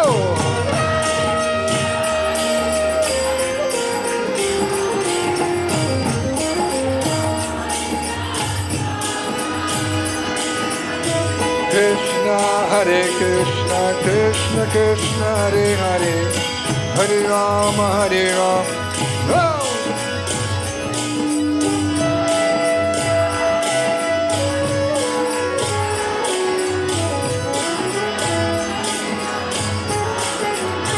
Hare Krishna, Krishna Krishna, Hare Hare, Hare Ram, Rama Rama, Hare Hare.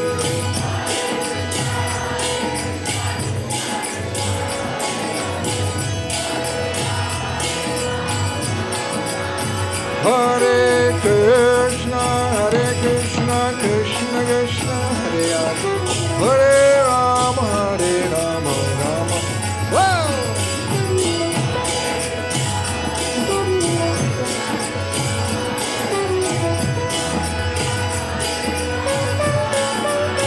Hare Krishna, Krishna Krishna, Hare Hare, Hare Ram, Hare Ram. Go!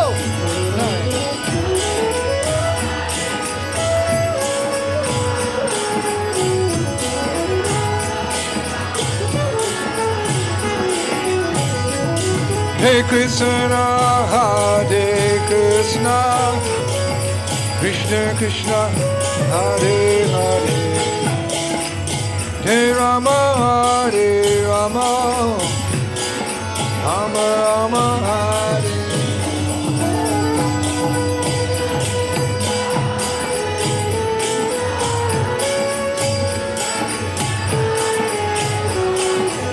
Krishna.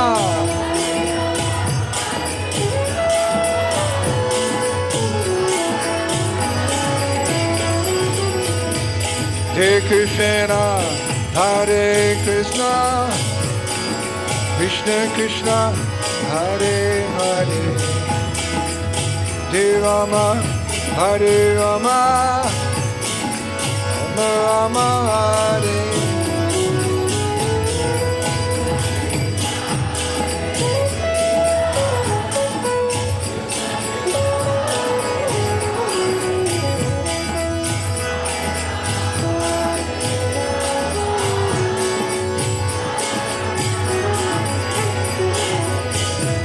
Hare Krishna, Hare Krishna, Krishna Krishna, Hare Hare, Hare Rama, Hare Rama, Rama Rama, Hare.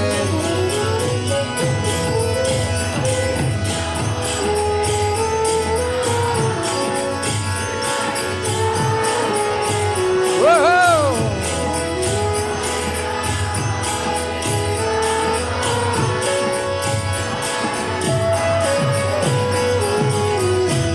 Hare Krishna, Hare Krishna, Krishna Krishna, Hare Hare, Hare Rama, Hare Rama, Rama Rama, Hare Hare.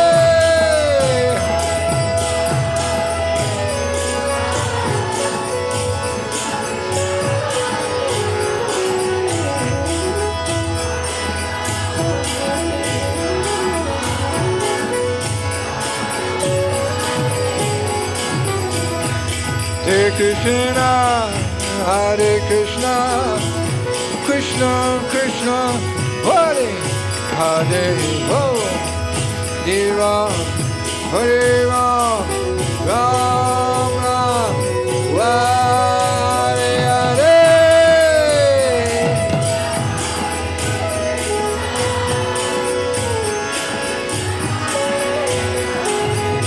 Freedom. Mercy. Nitai Gauranga Jaya, Nitai Gauranga. Hola Nitai Gauranga Jaya, Nitai Gauranga. Hola Nitai Gauranga Jaya, Nitai Gauranga. Woo! Hola Nitai Gauranga Jaya, Nitai Gauranga.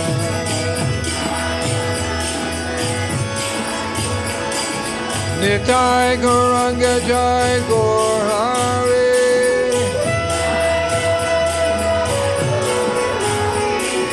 Nitai Gauranga Jaya Gaur Hari. Hola Nitai Gauranga Jaya Gaur Hari.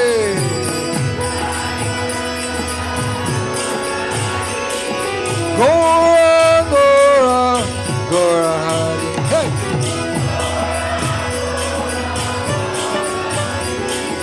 Gaura Gaura Gaura Hari. Hey!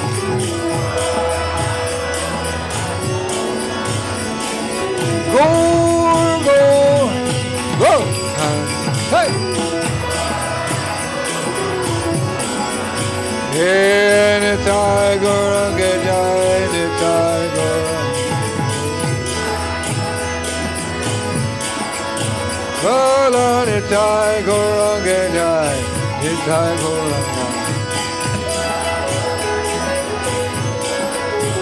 Vala, Nitai Gauranga Jai, Nitai Gauranga. Hey!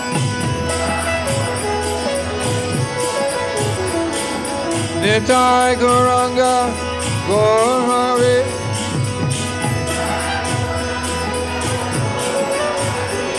Hey Nitai Gauranga, Gauranga.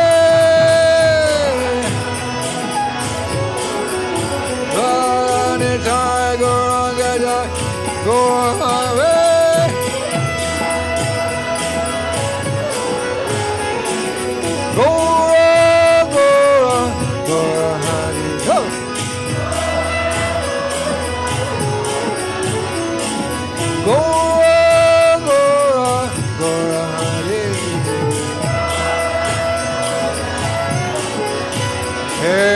Hare Krishna, Krishna Krishna, Hare Hare, Hare Ram, Ram Rama, Hare Hare.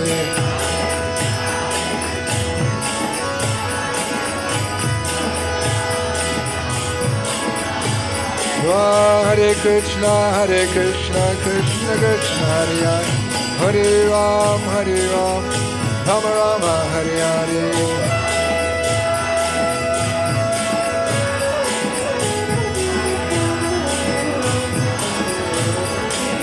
Krishna, Hare Krishna, Krishna Krishna, Hare Hare, Hare Ram, go!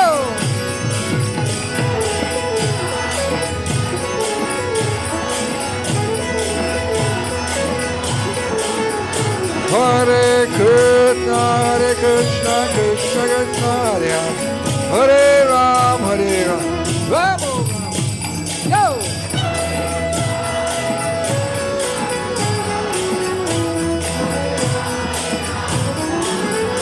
Hare Krishna, Krishna Krishna, Hare Hare, Ram, Ram Rama, Hare Hare.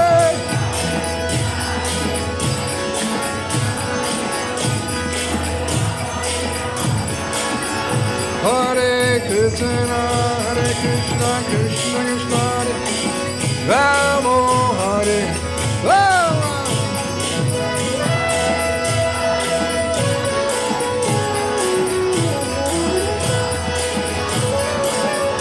Hare Krishna, Krishna Krishna, Hare Ram, Ram, go, go!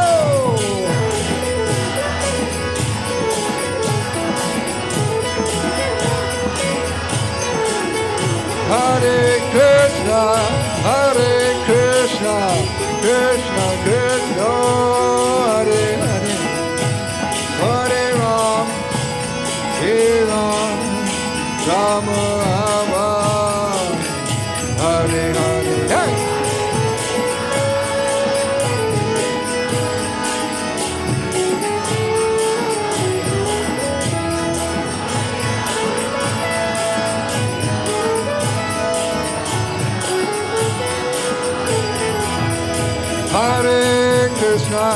Hare Krishna, Krishna Krishna, oh! Hare Hare, Hare Rama, Rama Rama, Hare Hare.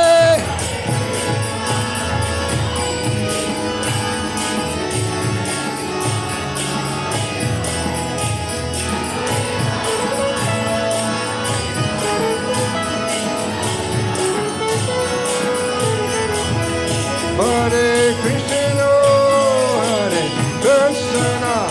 Krishna Krishna, Hare Hare, Hare Rama, Rama Rama.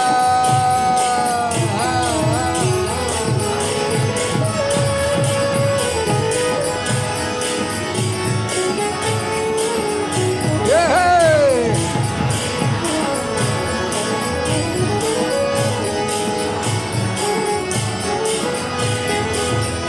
Hare Krishna, Krishna Krishna, Hare Hare, Hare Ram,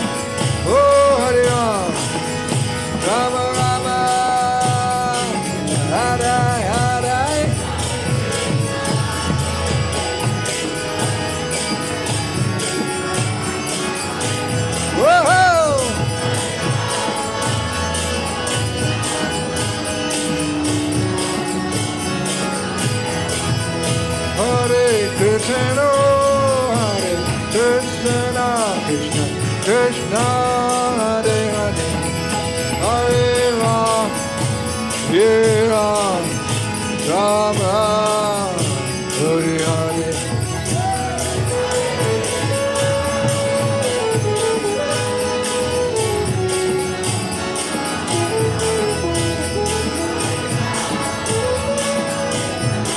Okay. Hare Krishna, Krishna Krishna, Hare Hare Ram, Ram Ram. Woo!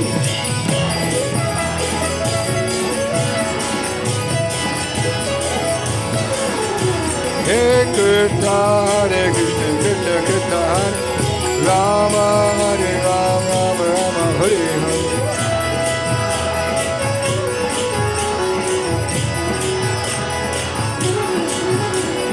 Krishna, Hare Krishna, Krishna Krishna, Hare Rama, Hare Rama, Rama Rama, Hare.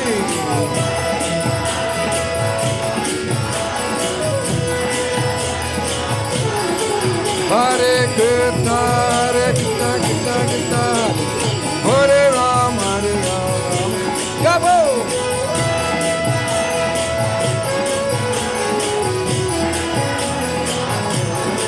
Hare Krishna, Krishna Krishna, Hare Rama, Hare Rama. No!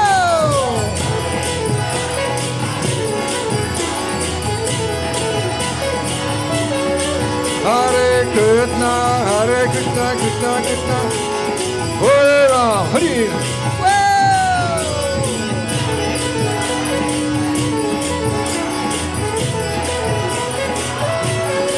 Hare Krishna, Krishna Krishna, Hare Ram, Hare Ram. Yeah!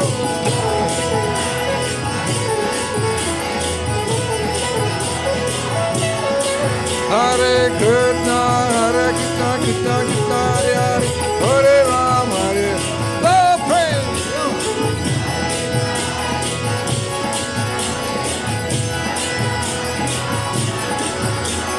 Hare Krishna, Krishna Krishna, Hare Hare, Rama, Hare Rama, Rama Rama, Hare Hare.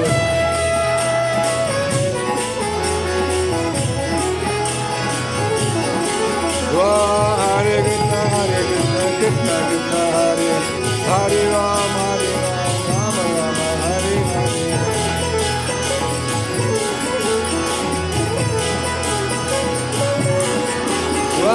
Hare Krishna, Krishna Krishna, Hare Rama, Hare Ram, Ram Ram, Hare Hare.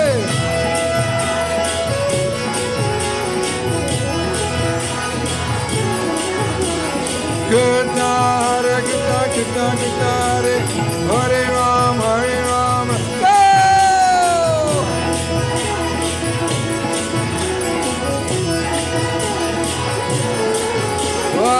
Hare Krishna, Krishna Ram, Hare Ram, Ram Ram, Hare Hare.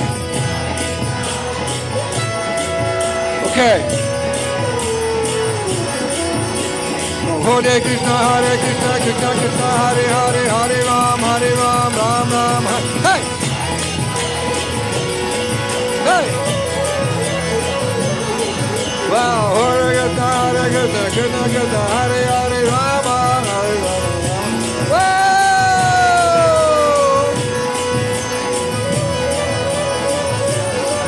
Wow, Hare Krishna, Hare Krishna, Hare Ram, Hare Ram, Ram Ram, Hare.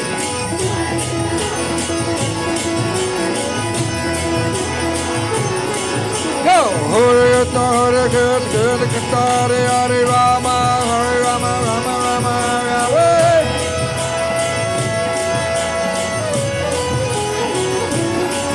Wow, Hare Krishna, Hare Hare, Rama, Hare Ram, Rama Rama, Hare Hare.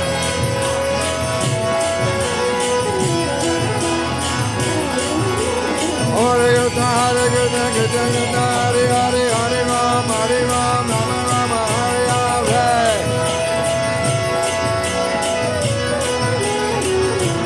Go!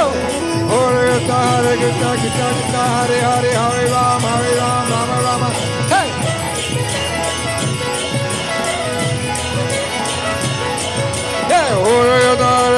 Krishna Krishna Hare Hare Rama Rama. Go, go, go, go.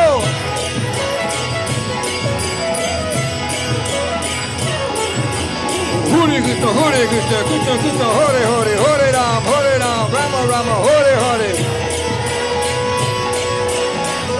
One more. Hare Krishna Krishna Krishna Hare Hare Hare Ram Rama. Whoa! One more. Hare Krishna Krishna Krishna Hare Hare Hare Rama Rama Hare.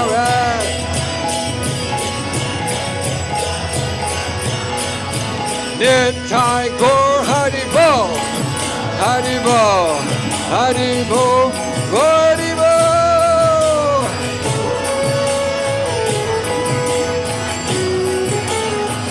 Jai Gaur Haribo, Haribo, Haribo, Haribo.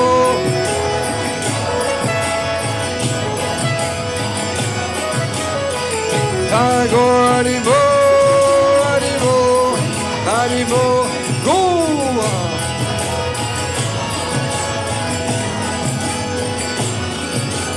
Jaya Prabhupada, Prabhupada Jai, Prabhupada Jai, Prabhupada.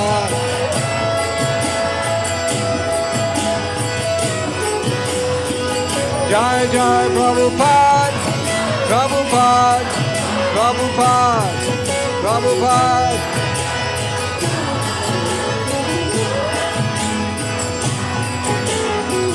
Jai Jai Prabhupada, Prabhupada, Prabhupada, Prabhupada.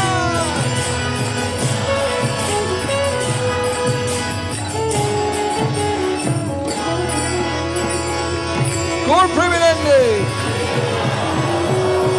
Sita Gaur Prem Premanande. Sita Gaur Premanande. Gaur, Prem, Premanande. Jai, Sri Radha. Jai, Sri Radha. Jai, Sri Radha. Sham. Kirtan forever. Jai Om Shri Pad Paramahansa, Bari Bhattakacharya, Sri Srimad, His Divine Grace, ISKCON Founder Acharya, Srila A.C. Bhaktivedanta Swami, Srila Prabhupada Ki, Anantakoti Vaishnava Vrinda Ki, Namacharya Srila Hari Rasa Thakur Ki, Premsika Ho Sri Krishna Chaitanya, Prabhu Nityananda, Sri Advaita Gadadhar, Sri Vasadi Gaur Bhaktivedanta Ki, Sri Radha Krishna, Gopa Gopinath, Shamakund Radhakund, Giri Govardhan Ki, Shri Brajabhumi Shri Vrindavan Dhamma Ki, Navadip Mayapur Dhamma Ki, Ganga Jamuna Maya Ki, Bhakti Devi Ki, Tulsi Maharani Ki, ISKCON BBD Founder Acharya, save for the whole world, Shri Prabhupada Ki, Shri Gaurnitai Ki, Shri Radha Gokulananda Ki, Sitaram Lakshman Hanuman Ki, Ye Giriraj Govardhan Lal Havam Siwala Ke Guk Prem Dan Harinam Sankirtan Ye Ki Shri Prabhupada Ki Gaur Premanande. Glory to the assembled devotees, glories to the assembled devotees, glories to the assembled devotees. All glories to Sri Guru and Sri Gauranga. Kirtan forever and ever and ever and ever and ever and ever and ever. Haribo!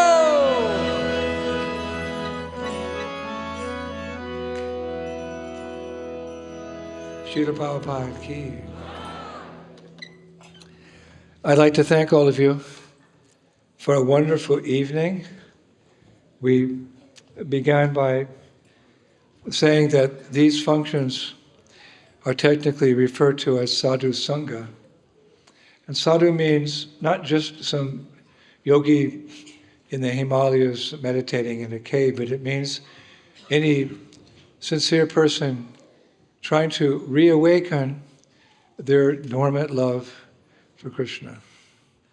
This love for Krishna, for the Supreme, for the Divine, for God, it's eternally within the heart.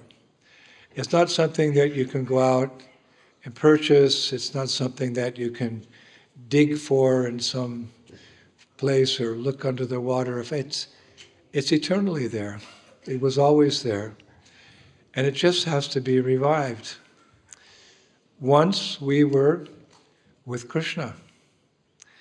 And Prabhupada said in one lecture, as we fell from grace, as we fell from the spiritual world, Krishna accompanied us. He came with us. We're falling from the spiritual sky, and Krishna's accompanying us, and he's saying, my dear devotee, please don't leave. Please don't leave me. Please stay. No, I'm out of here. Please, my devotee, this is the world of eternity, knowledge, and bliss, and you're falling into that world which is the opposite. It's temporary, full of ignorance and suffering. How you can compare the two? Just like the ladies when they go to the market, right? They choose a fruit, and they take like one mango, another mango, and they, the mango here is yellow with black spots, and it's a little soft, and this mango's still green. So you compare the two. So she puts the green one back and takes the right mango. So here's Krishna giving us the opportunity, the choice of a world which is eternal, full of knowledge and bliss, and a world which is temporary, full of ignorance and suffering. It's like we say in modern terminology. It's not a Sanskrit motto, but it's do the math. Do the math. So we're here in this maximum security prison. When you think of a prison, you think of 4 walls, right? Maximum, so high as the sky. How's the prisoner ever going to get out? So in the same way, we're in the prison house of material existence. There's 4 walls: birth, disease, old age, and death. No scientist, no politician, no philosopher can get you out of that. But sometimes there's amnesty. It's an interesting word. Every prisoner who's in the jail, especially those who have a life sentence, they're hoping for amnesty. Because I don't know in your country, in my country, America, the President of the United States of America, as he's leaving office, he has the right to give amnesty to any prisoner he sees fit within the prison society. So many prisoners. And sometimes he gives amnesty to an old friend and everyone complains, yeah, but that guy did. Or he gives amnesty to someone who's on good behavior.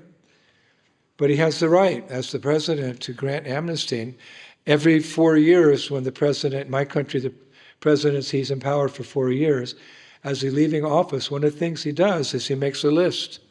It can be 3 or 4 or 5, 100, whomever he feels or whoever has appealed to him or whatever. But he has the power. He has the mace. So in the same way, we're in the prison house of material existence. We can also get amnesty. We can get amnesty. How do we know? Because Krishna says in Bhagavad Gita, Paritranaya sadhanam vinashaya shaduskritam. He comes from that far-off realm, that land of love and bliss. He comes for 3 reasons.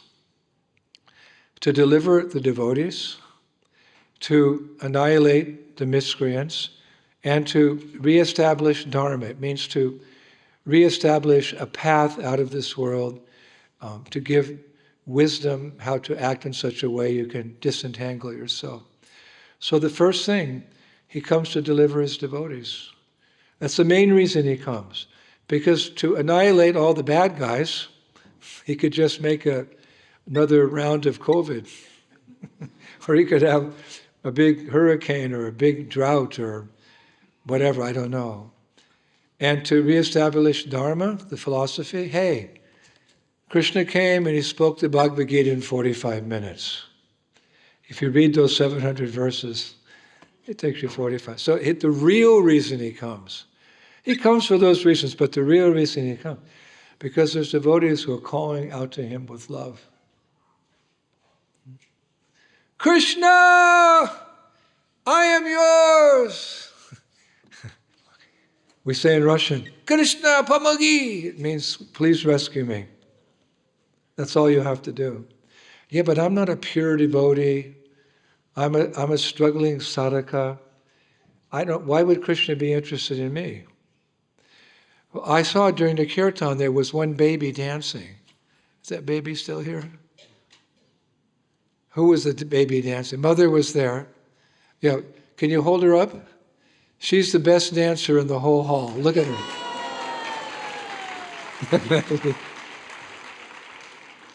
I think those were her first steps when she was dancing. So who noticed her? You're all dancing. And she's like taking her first step. She's falling down. Mother's picking her up. Mother noticed that her first steps. So God's like that. Of course, he reciprocates with the pure devotees. But the devotee who just takes to the path of Krishna consciousness, just like a mother sees the baby, Krishna sees the aspiring devotee. So everyone's a candidate for moksha. Everyone's a candidate for liberation. Everyone's a candidate for pure devotional service in the spiritual world. And the more interest you show, the more mercy you get. This is a movement of mercy. We can try to, we chant, we cook, we sing, we manage, but we're making our attempts to serve Guru and Gauranga. But when they look upon us with their merciful eyes, with their compassion, that's actually how we make advancement. So therefore, when we chant Hare Krishna, we should chant from the heart. Even we're like that little baby. We're not so good at it. We're giving it the best we can. We say in America, we go the extra mile. We go the extra mile. And Krishna sees that. That's all you have to do. Like, let's say a duck is walking with her ducklings. I see it all the time in the countrysides. And there's mother duck. I don't know where the daddy, he just flew away. Her mother duck's there. And there's like 12 or 13 ducklings. It's so cute. One time I was driving down the road somewhere in California, and this mother duck, she came with like 20 or something, I don't know, ducklings. They're crossing the road, and all the cars were speeding. So I turned my car sideways, and I got out and stop!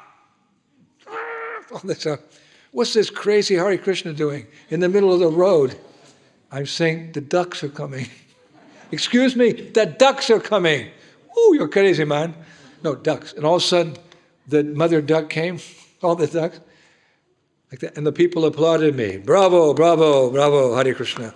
But then, they got on the other side, and there was somebody, it was like a bus stop or something.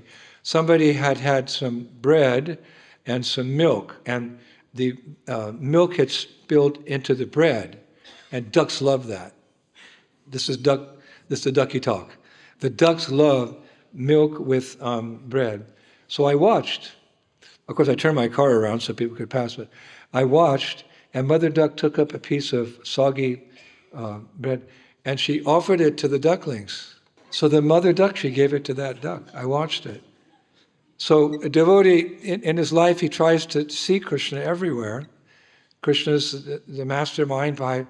Not a blade of grass moves without the will of the divine, without the will of God. So if you look carefully, you can see Krishna. One time Prabhupada said, this material world is very mystical. Actually, how things are going on. The 10th chapter of Bhagavad Gita is called Opulence of the Absolute, how you can see Krishna in the great things of this world. His hand is there in nature. So I took it, I said, yeah, okay, I want to be like that little duck.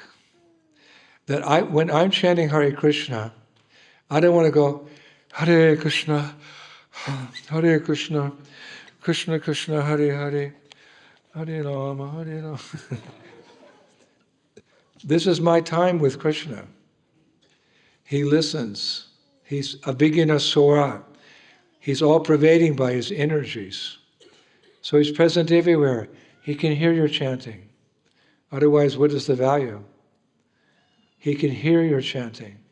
So when you're talking to someone, my mom used to say when she was getting angry with me, "Son, I'm speaking to you, look at me." "Oh, Mom, look at me." "Mommy, you look at me, I'm talking to you." "Okay, Mom, can I go now?" "All right, out of here." So when we're chanting, it's our little time of the day with Krishna.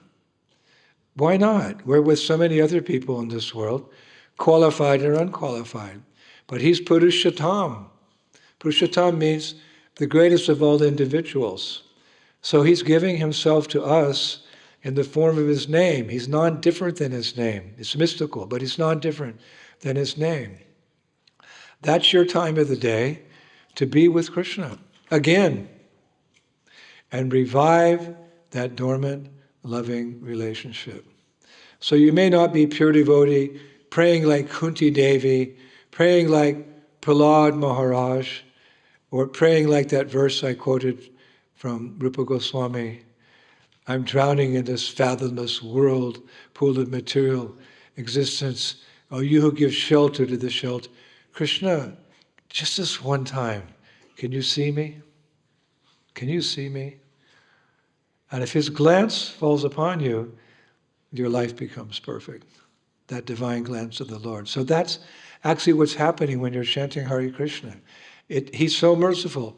Like in the rasa dance, in the spiritual world, Krishna does, you know the rasa dance? He dances with the gopis under the moonlight in autumn in Vrindavan.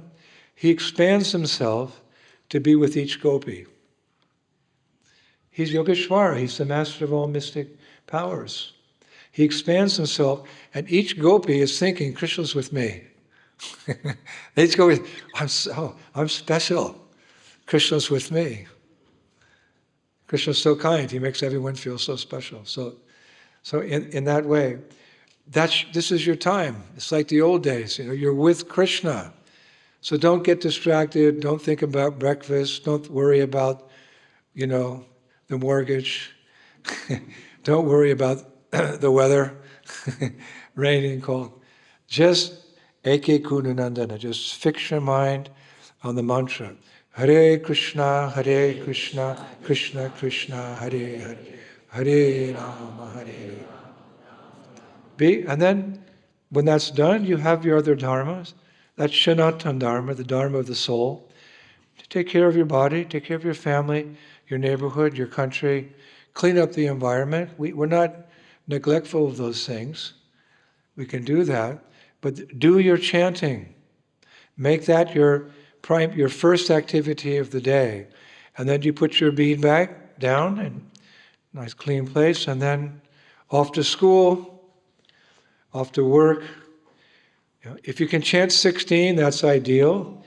If you can't, take a number you feel comfortable with. We're all works in progress. We're all flowers blooming. Like in the spring, the farmer plants the seeds in the ground, and some of the flowers come up immediately, like daffodils in the Netherlands. Other flowers come up a little later in spring. Some of them come up just around autumn. The flowers come and then they turn into vegetables, like that. So don't be discouraged if you can't chant 16. You choose a number that you feel comfortable with, but chant. You can't buy back a second of human life for all the gold in the world. Every second's valuable. We don't know when we're going to live, we don't know when we're going to die. I don't want to go into that too much, but it's a cruel, cruel world. We don't know when we're going to have to leave, when we'll be called to go. So we have a certain amount of time, and it's not forever.